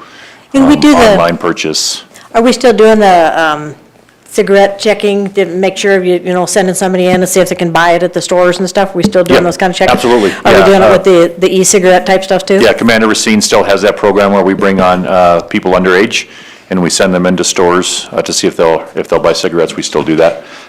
We do that mostly in the summertime, so we'll be starting to do that again this summer. But yeah, it's a continued program. Okay, and then have you guys talked to Communities That Care at all about this program? Because they're very into the stopping smoking in teens and stuff. Communities That Care, that program, they might have some resources for you. I have not, but I appreciate that idea. Thank you. And you brought this to us, and the question, there's nobody here from the school, but it's, do they think that their penalties and what they're doing, is it effective? Well, like, you mean like the The day of suspension and the education that they're doing, are they seeing any impacts on what they're requiring on education and stuff there? Like the school's punishment? Yeah, on the school side, because what you're asking us to, is a city ordinance, and the school is doing some things, and I want to know if what they're doing, if they think it's effective, because this is building on that. We don't want to, why require education if the school doesn't think the education is working? Yes, so at our school, we did talk to a lot of administration about this, and what it kind of comes down to is there's just not enough of them, and there's way too many students who are doing it. Because there is only 2 deans of students going around, that means that they would have to monitor, I believe we have over 12 bathrooms in our school going on, so they have to monitor every bathroom within the 8-hour school day, and they have other jobs too that they have to be a part of that they're doing, and so the constant regulation of it is just not possible within the school. And as we said, there's not many repeat offenders, and students are pretty smart with what they do or how they hide it. So that's why we want, even if it's only a few people getting this diversion programs, one is going to turn to spread to many. Yeah, but so if they get caught, do you think that you say they're not multiple times they're getting caught? So you think if they get caught that the penalty is effective? Not currently, no. Or they're just better able to hide it again? They're just better able to hide it. They learned their lesson and they're going to hide it more. There's many methods to it, such as if you do have more girls in a bathroom, then how do you know which one to catch? Especially because anyone could be holding the vape. They might not even own the vape, but that's the person getting caught. But the other 9 just get sent back to class because they didn't actually do anything other than skipping. But we know they did do other things. I agree with what's been said. I think that the statistics underreport the amount of vaping that's occurring in the schools and outside of the schools. And the benefit of this amendment would be that it's not restricted to the schools. It prohibits this conduct outside of the schools as well. It's illegal. It's currently illegal, but this would be more comprehensive, essentially. And to clarify with regards to whether the education in the schools is effective or not, I can't speak on behalf of the schools, and I wouldn't purport to. But that being said, I think that more education can't hurt, and I think that a different perspective in terms of education can't hurt either. The education that the schools is providing is undoubtedly not exactly the same as the educational courses that I send the students to. I utilize court-ordered courses, and so you can only get to those essentially by being ordered by a court. So it's those courses I think are maybe geared a little bit more towards education, not just about the health impacts, for example, but also the criminal justice system aspects of it. So I think it's a little bit broader and a little bit different perspective, and perhaps in conjunction this can be more effective with the students, because then they're hearing what the school is. So this is not in lieu of, just to clarify, this would not be in lieu of or to replace what the school is doing. Right. This is in addition to.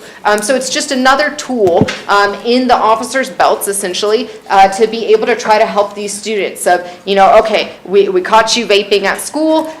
You're going to go through the school's program, but you're also going to have to go to Fountain Municipal Court, and you're going to have a conversation with the municipal prosecutor. And then I'm gonna say, okay, well, let's send you to this additional class and see if that helps you. So it's just another means of keeping them accountable and bringing a different perspective that maybe they haven't heard before. And again, all with hopefully the goal of helping these students and these minors make a little bit better decisions. Well, and I agree, because I see the kids walking by my house, and I live by the middle school, and they're vaping as they go down the street. So I'm not saying that it's not a good thing, it's just we need to make sure we're doing the right decisions. Of course. Councilmember Duncan? I just wish that we were as hard on the manufacturers of these products as we are. You know, when you say jail, that kind of makes me, you know, I just don't like that word when it comes, you know, this is vaping and we're saying jail time for vaping. And that just doesn't, you know, that just don't equal to me. And so, because we have children that are going to school that have made wrong decisions, and they're going to have this on their record. They're trying to go to college, they're trying to get a job, and then we're going to say that you're going to. Excuse me, we don't need anything from the audience, please. So I don't know. You know, I'm not in the school system, and I don't know what you're dealing with, but I just think that we should hold the people more accountable, like the parents too, right? I'm not saying send parents to jail, but I'm accountable for my son, and I should know what he's doing. And I should know what he's doing with the money that he has in my home, right?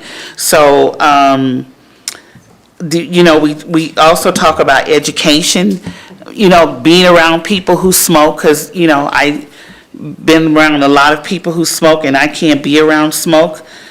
And so it's on the package about, you know, the carbon monoxide, and these things are addictive, and they lead, you know, you said that they lead to one thing to another. So what are we doing to help? I mean, we could say don't do it, and here's the ordinance, but I'm on something that's just like, you know, having a sugar addiction, or, you know, what are you doing to help with the addiction part of it?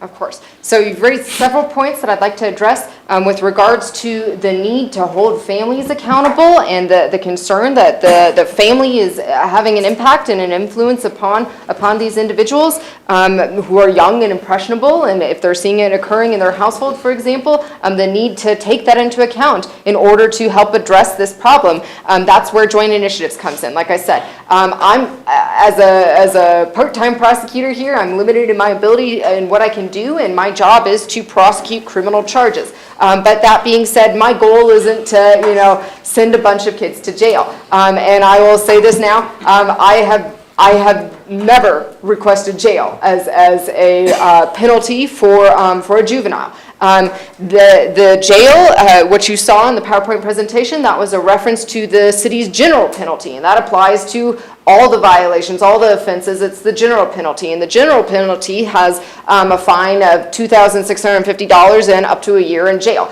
But generally speaking, and again, that wouldn't be something that I would do for a first-time offender who is here on a substance-related charge. But I do acknowledge and recognize the need to realize that sometimes there's a root cause and there's family influence, and like I said, that's why I like to utilize joint initiatives, because they have the resources and the manpower and the ability to actually dig into that and try to figure out what's going on and how can we help them and how can we prevent this from reoccurring.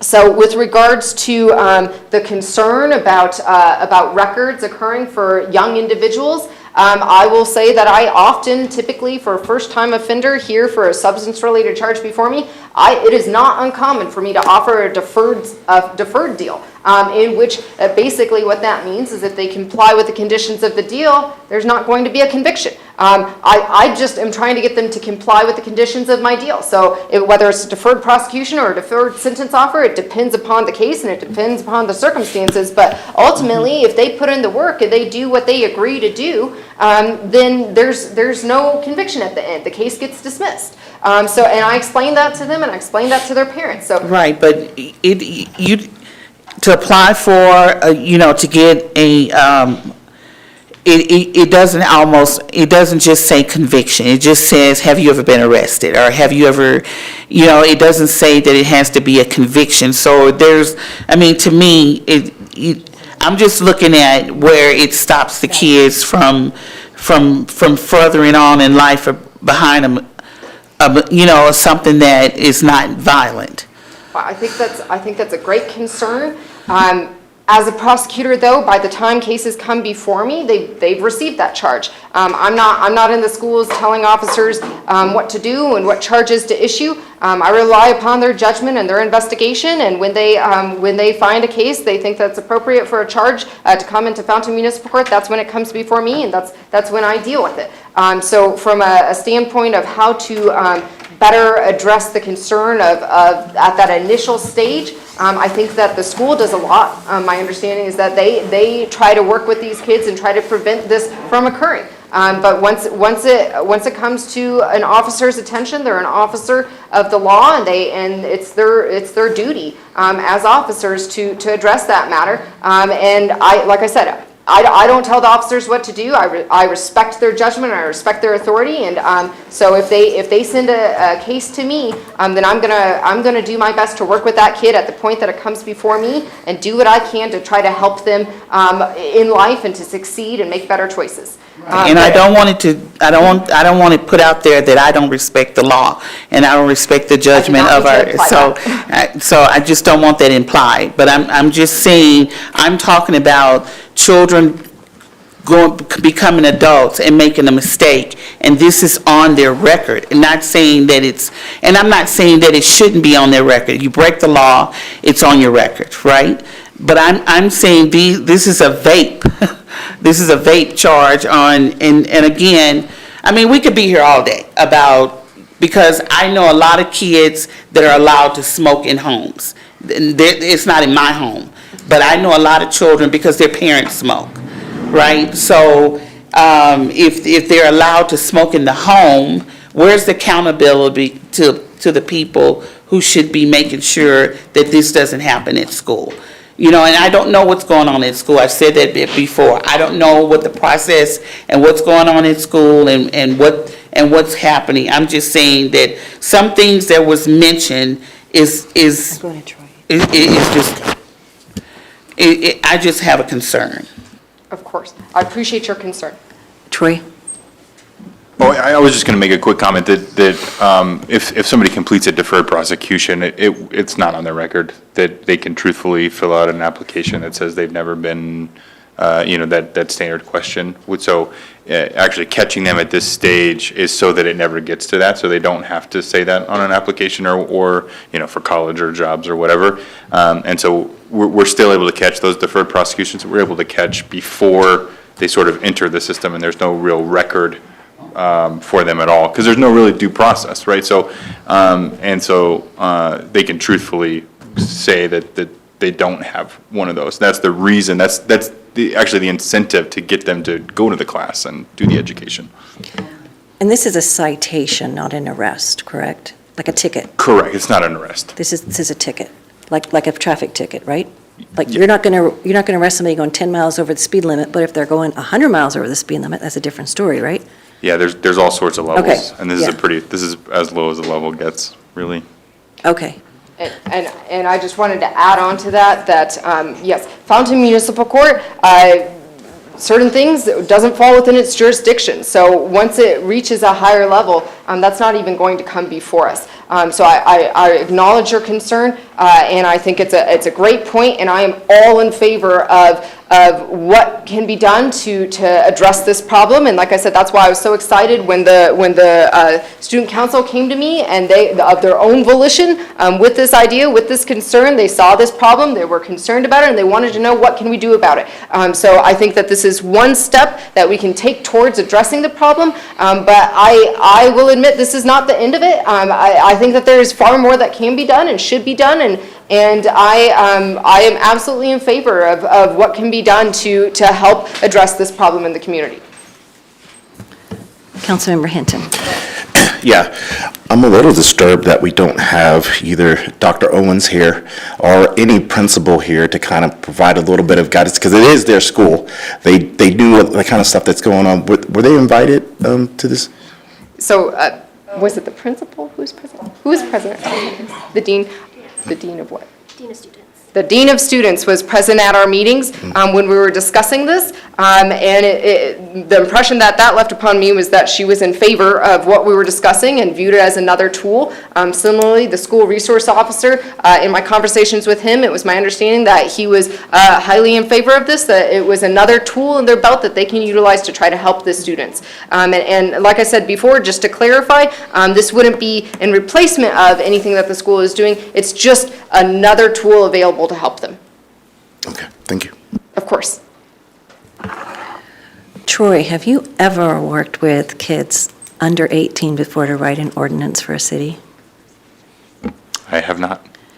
Yeah, I'm really impressed with this group of students that's here today. And the presentation you did was spot on. I can tell you guys practiced and rehearsed, and my hat's off to you, because a lot of people kind of get up and try to do it off the cuff, and then they get nervous and you lose it. So congratulations to you guys, and I'm really, really proud of you and what you're doing here. Your parents should be very proud of you tonight, too. I hope if they're not here tonight, I know we have one, but I hope the others are going to watch you guys on YouTube, because you're out there now, and I hope some other cities pick up on this, too, because if this is a big issue statewide, we need to find a way to deal with it statewide, so hats off to you.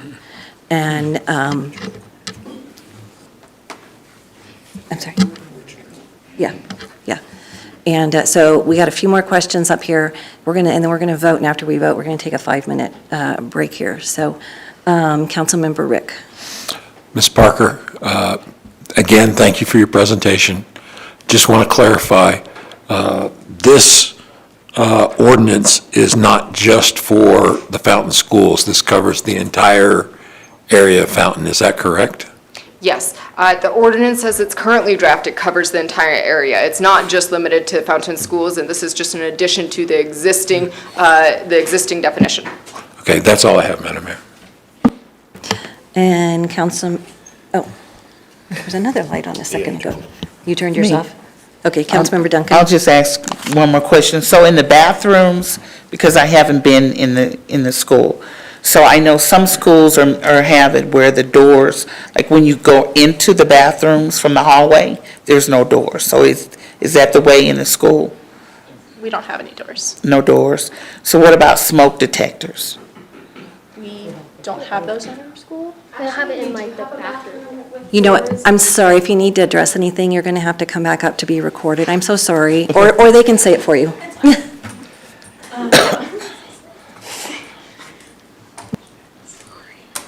Okay. We actually do have a bathroom with doors in our B-wing hallway, and that's the only bathroom that we're allowed to use when we are in lunch. So that's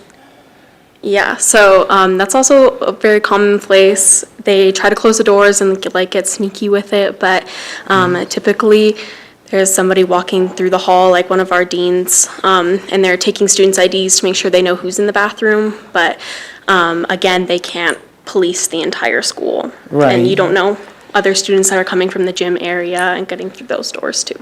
Right, okay. I was just trying to get some sense of how they, do the bathrooms, because even I know the newer schools have it where they don't have doors, you just go in. But in some of the older schools, they're taking the doors off. And okay. I have one more addition to make to that. So our locker rooms actually, for sports and everything, actually had to get closed and locked due to the fact that during gym classes or any lunch periods, our students would actually go in there and engage in these vaping activities and in those showers. So it got so severe to the point where we had to lock those locker rooms. Yeah. Okay, thank you, and I do appreciate, this is an awesome presentation, and I know that you guys are going to do well. I even like that you're color coordinated. Why am I not surprised you noticed that? I was just impressed they were looking so nice. All right. Well, if I can have y'all take a seat for a few seconds, I think we're done with questions up here. So do we have any questions or comments from anyone in the audience, or do we have anyone online with their hand raised? No questions online, ma'am. Okay, Ms. Herzberg, if you could come down, please.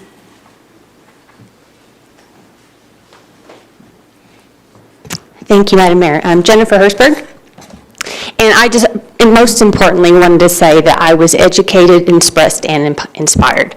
So you guys did a wonderful job. That was a great presentation. I don't know much about this topic at all, so it was great to be here and to learn. I even leaned over to my daughter, who's here with me, and I was like, did this happen in high school? She's a Fountain Fort Carson graduate, and she's like, no. Then she quickly reminded me that she graduated 10 years ago, so then I felt really old. But I think this is a great start to a larger conversation, and I would agree there's a few blind spots as far as the input from the school leadership. I did have a couple questions about the training. It kind of sounded like the training was optional, maybe in health class, so not mandatory.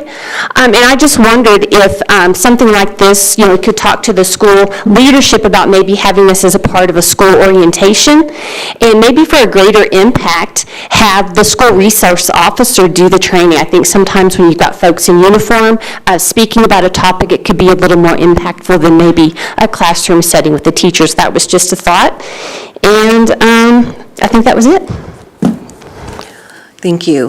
I would encourage anyone concerned about this to go to the school board meeting. They're online, the D8 meetings when they meet, and then I would also encourage you kids to sign up, adults, young adults, to sign up potentially to do your presentation to the school board and see if you can get on their agenda to present that. And because you guys did a great job, and I think it's needed.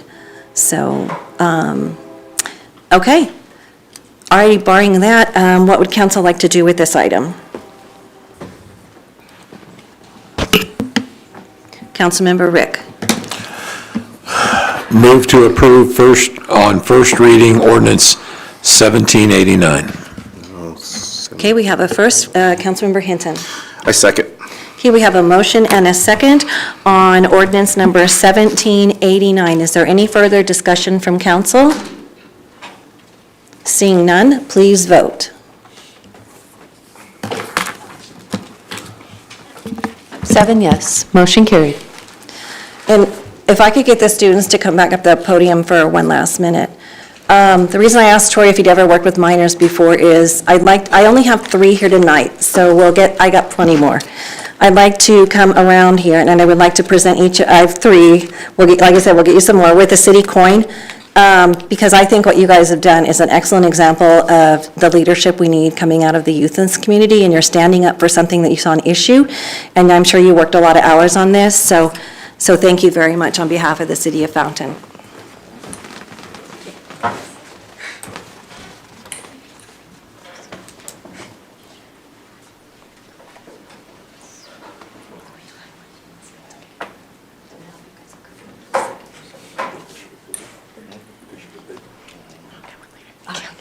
And if there's more kids, just let Troy or Katie know if there's more kids. Madam Mayor? Plenty of coins, we can get more coins.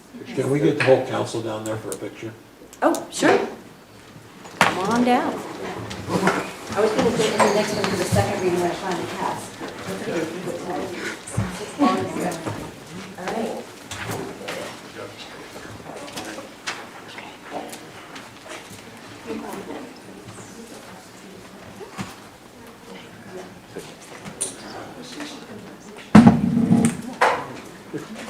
I think this was all the right. You did a great job. Don't forget to put in here that we have a Fountain Youth Council. Go Trojans. There you go.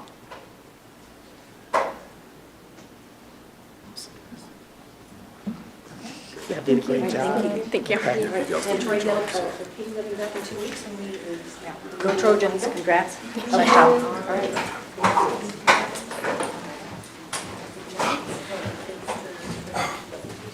All right, don't sit down, I'm going to take a 5-minute break. We're going to stretch, okay?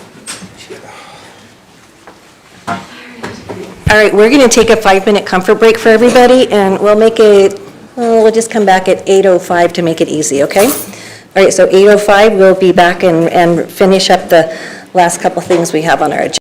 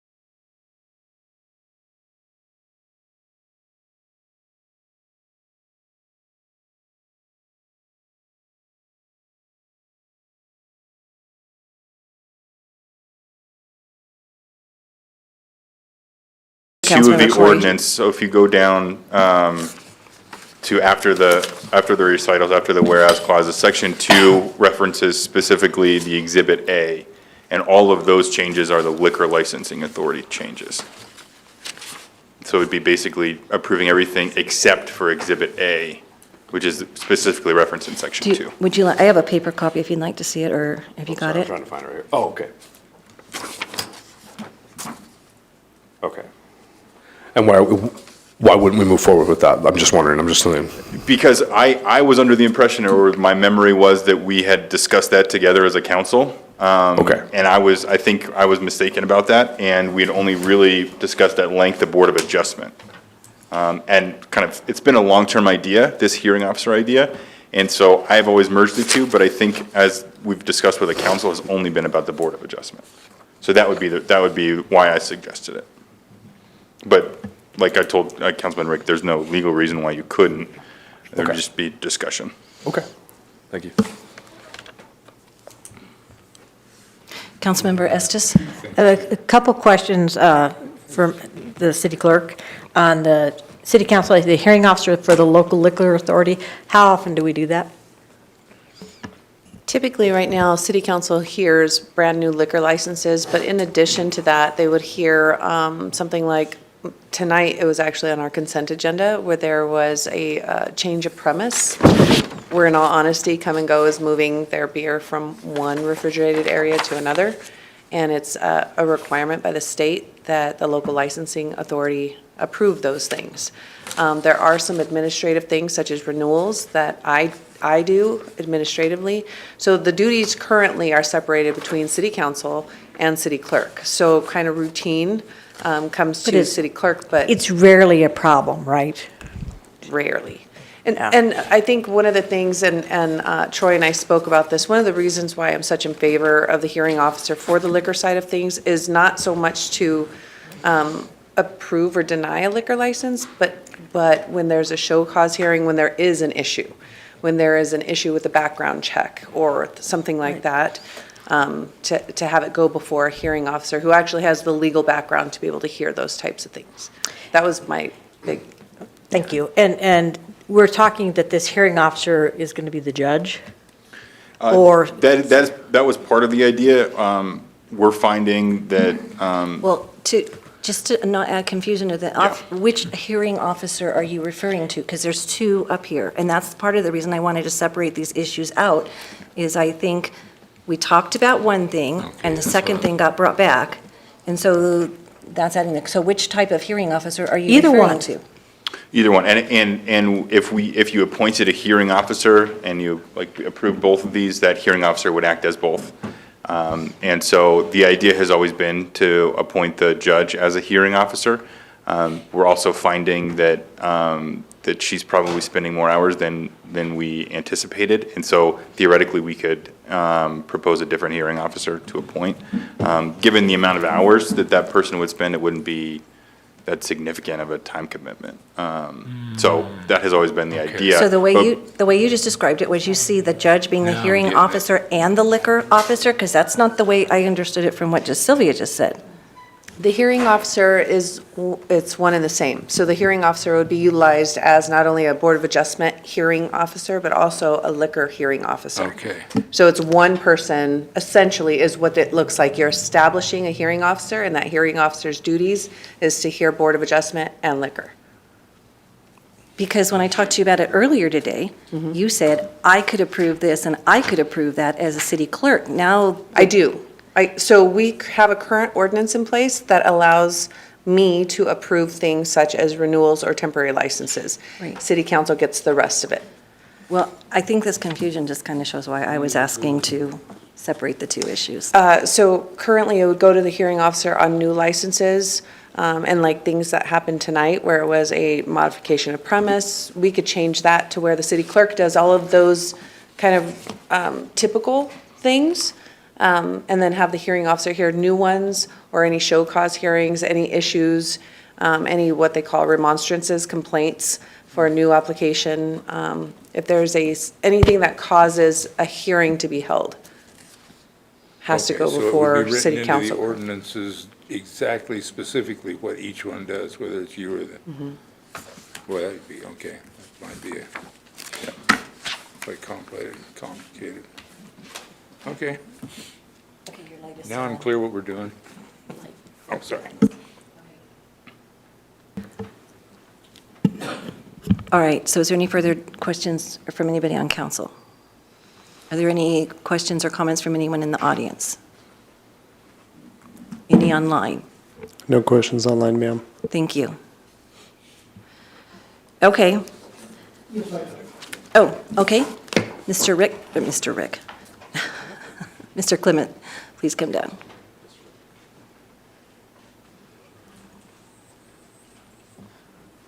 So Rick Clements. And my question would be is that if they didn't like the ruling by this person, how would they appeal that? And then who would that go to make that appeal? So it would really be, and it's an important question, so it would be almost the same as it is now. The hearing officer would replace the Board of Adjustment and theoretically the city council as the liquor authority.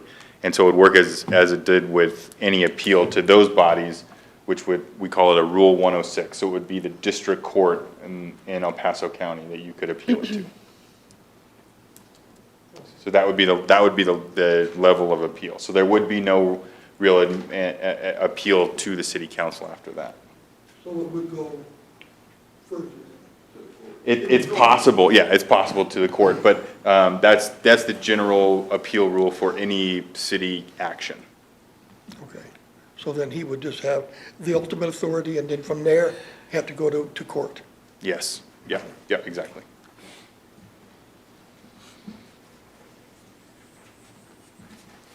Actually, I'll do one caveat. The things that the city clerk can do, an applicant that may disagree could appeal to the hearing officer in that case. So anything that she could administratively do, there's an internal appeal process. Okay, please come on down.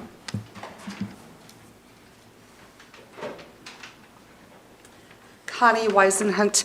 Madam Mayor, is it because we have new businesses coming in, or there's only so many liquor licenses allotted, and we just want to take the pressure off of one area, and I just was wondering? No, so when the state passed the law that liquor stores can sell regular beer, I don't drink, so we had a lot of them come through just to make that change. And then this last year, when the state passed that the grocery stores can now sell wine, there was a lot of those that came through. So just to make it a little bit easier, the thought when I discussed this with Troy earlier today was that, those things wouldn't need to come to council, and it could actually expedite the process. There is no limit on liquor licenses.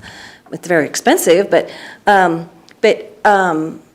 they have different rules they have to follow in terms of how far they can be from each other and all that kind of stuff. But that would just hopefully make it flow a little bit faster and just expedite the process. That's the hope. And then maybe make our meetings a little bit shorter if we didn't have to handle all that stuff all the time. Gotcha. But, so that's the only reason here. Thank you. Yeah. And Ms. Weisenhunt, just to add to that, just like Troy had mentioned when it comes to the Board of Adjustment, and having an educated kind of board to be able to hear specific questions, it's the same thing in my mind as far as the liquor hearing officer and/or council. You would want them to be educated on what can and can't be approved through that process. And so it would be the same thing to have that one person educated in that field. So is that Can you speak into the microphone, please? Sorry. I apologize. Is that an appointed position? Like somebody will be getting, promotion because they already know things? Or it's something that's going to open up to the public to be applied for? Or what? No, it's pretty specific in the ordinance, and Troy, if you want to speak to how that Yeah, looks. and it would be somebody basically outside the city government, with the exception of potentially the municipal judge.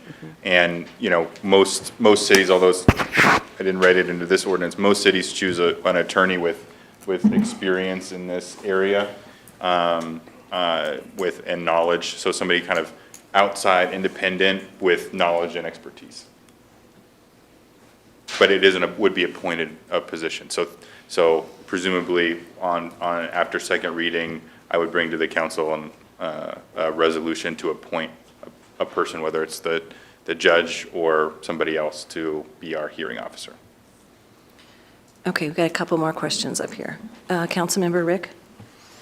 So if we delete the hearing officer for the liquor board here at first hearing, can we add it back on at the second hearing? Well, at that point, it would be easier to just break them into two, but yes, yeah. Okay.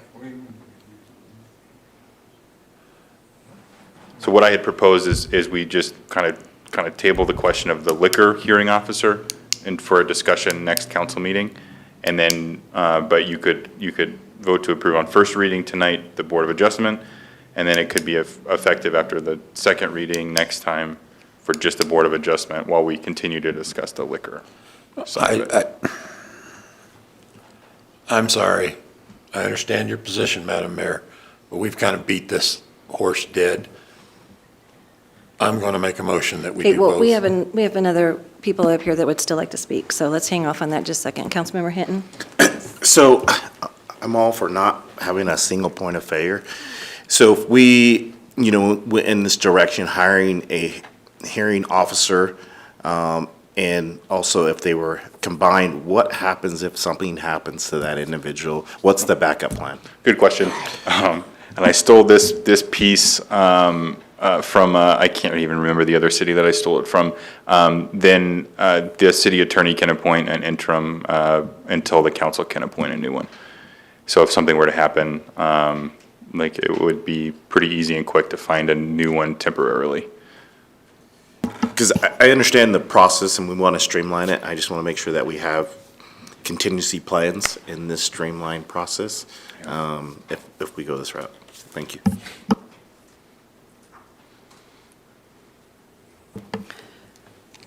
Okay.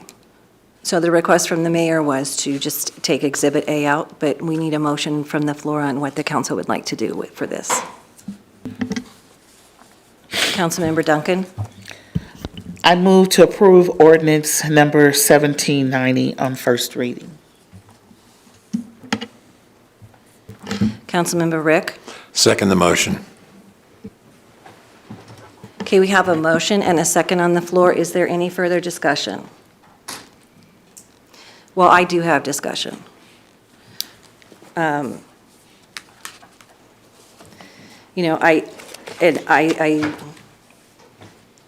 we're presented with something, that's one thing, and it comes to us and it's a different thing. I think it's good to stop and have discussion about it and make sure things are clear. I am not comfortable that the duties and who's going to do what for the liquor board is very clear tonight. I think it's pretty muddy. And I don't like things to be muddy. And I like things to be really, really clear. And I think we're very clear, and in the discussion, we were very clear in what the Board of Adjustments is. So my vote is going to not support this measure as the amendment, as this is offered. I would support it if we were pulling part of it out. But, I do agree with everything in theory and making things simplified and trying to streamline our processes. So with that said, is there any further discussion? Seeing none, please vote. I'm sorry, I didn't see your mic on. Okay. Okay, so the reason that I proposed the motion to move to approve is because I am satisfied with the discussion that was tonight. Okay. Any further discussion? Okay, seeing none, please vote.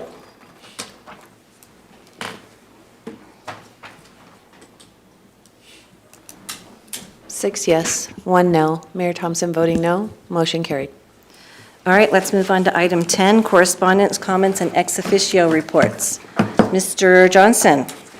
Thank you, Mayor. The only thing that I wanted to mention was that you had asked me 2 meetings ago to brief the council on HB 231190, which was regarding a House bill regarding first right of refusal for municipalities and the potential of opting out. The reason that I didn't, and I forgot to mention it last time, that I didn't brief the council is that the governor failed to sign that bill, and it has not become law. So there's no need to have that discussion. So I just wanted to let you know that I didn't forget about that. So, but that's all that I had. Thank you. Okay, thank you. Commander, Chief Christiani. Thank you, Mayor. Nothing official to report tonight, other than to remind everyone that the retirement celebration for former Chief Heber will be on the 29th, Thursday, the 29th, between 11 and 3 at Metcalf Park, for anybody that wants to come and wish him well. Thank you. Mr. Blankenship. Nothing this evening, Mayor. Thank you. Streets? Nothing else this evening, thank you. Christie? Nothing tonight, thank you. IT? Nothing tonight, ma'am. Okay. Sylvia? No, ma'am, I will be requesting executive tonight. Okay, thank you. All right, I'll start to my right tonight. Councilmember Duncan? Okay, so I just want to talk about there is a group that's called COVID-19 Health, and they are coordinators that are located in the El Paso County building that we have on 8587. And they do COVID tests. They have information for homelessness and shelter information. They have behavioral health resources. They have a list of resources that are needed. They help with WIC. They do testing on monkeypox. And if you're struggling to pay your rent, they also help with that. They're called COVID-19 Health, but these are the things that they help with. They help with finding childcare, infant supplies, diapers, and wipes, older adult care. They provide food boxes. They provide direct referrals to other agencies, and there's no requirements, and everyone is eligible to get those resources.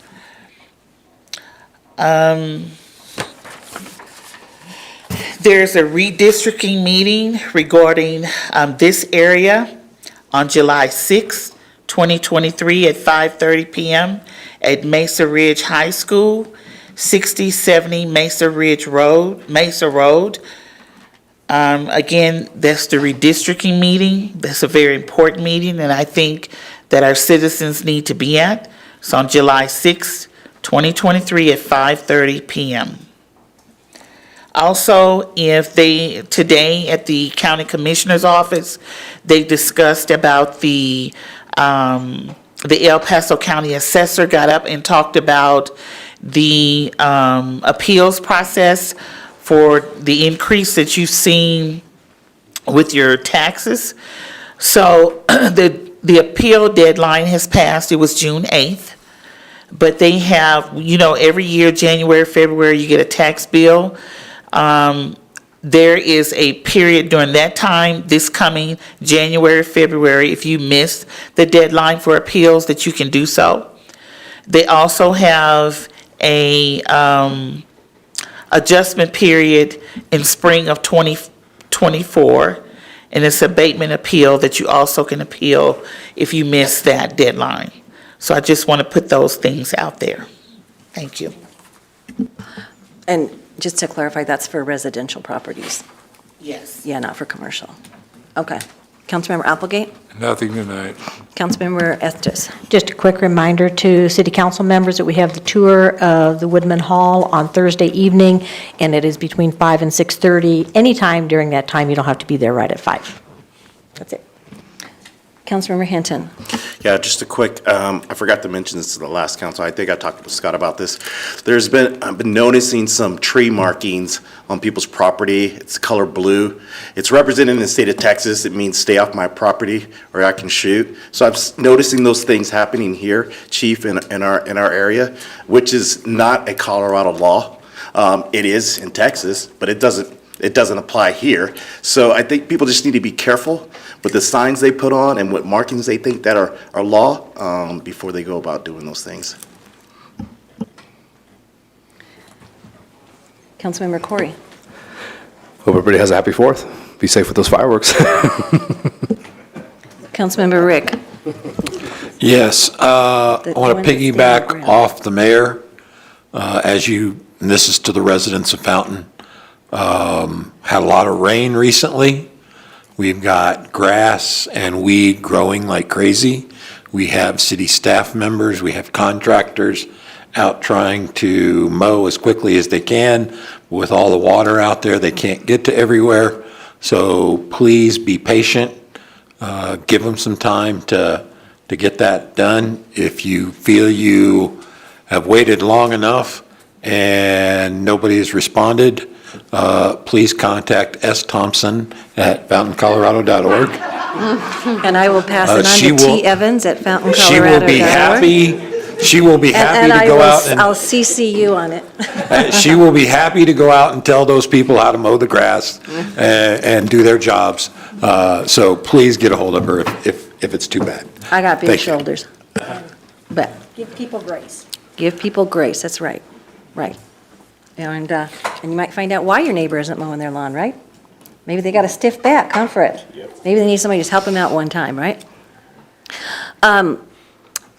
Chief Graham left, so if you could pass along, I noticed when I went by Walmart today that the tent is up for the fireworks. I was wondering if we could have one more point of education possibly to make sure they're aware of our new ordinance, even though I know they only sell things that are legal in Colorado. Any way they can help spread the word when they're dealing with various customers that, you know, hey, Fountain's cracking down, and maybe we can have them a little cheat sheet or something, not the whole ordinance, but maybe just another point of contact. Yeah, we spoke about that at our morning leadership meeting today, and I don't All right, remember what good his, minds. but he's, I believe he's on it, but I'll make sure I remind him. Okay, great, thank you.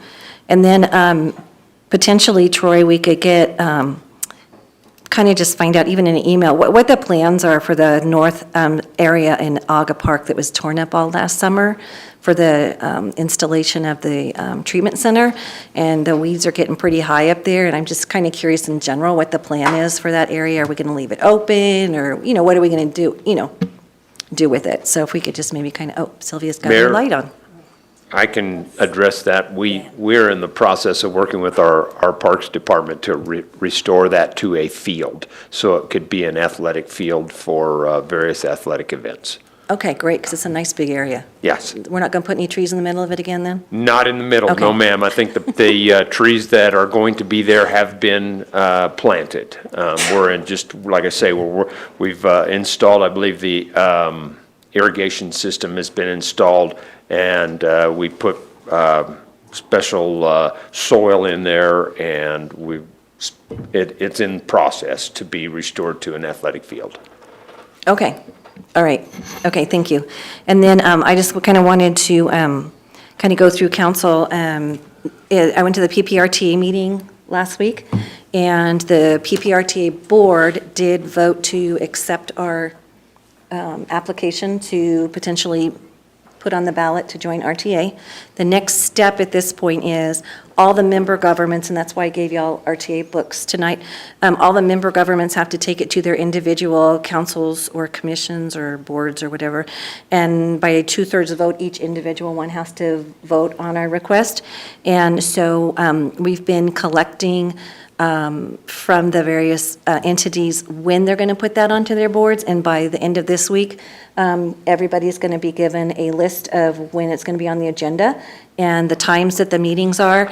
And then it's been requested that, you know, potentially some of us could go to those board meetings and just be there available to show that we're interested.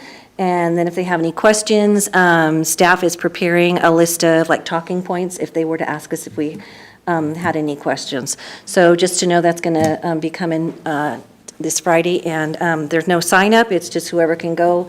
I know some of them are during the day, which makes it tougher for some people, and then some are in the evening, might make it easier for others.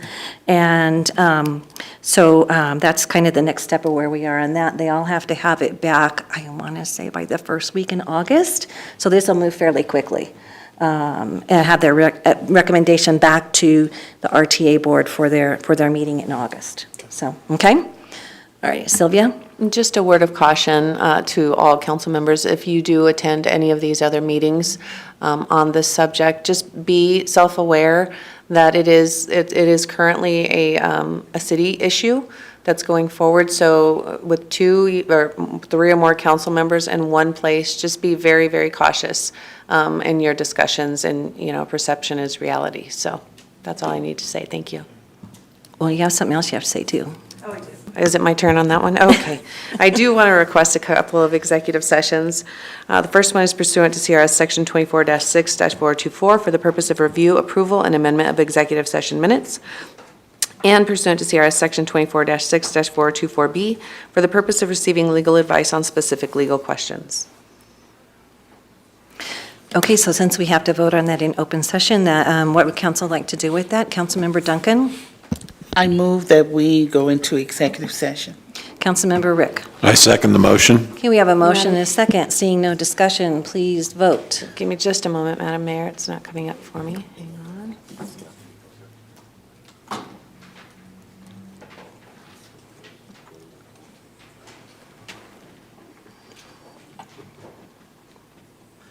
don't know why it's not working. Let's go.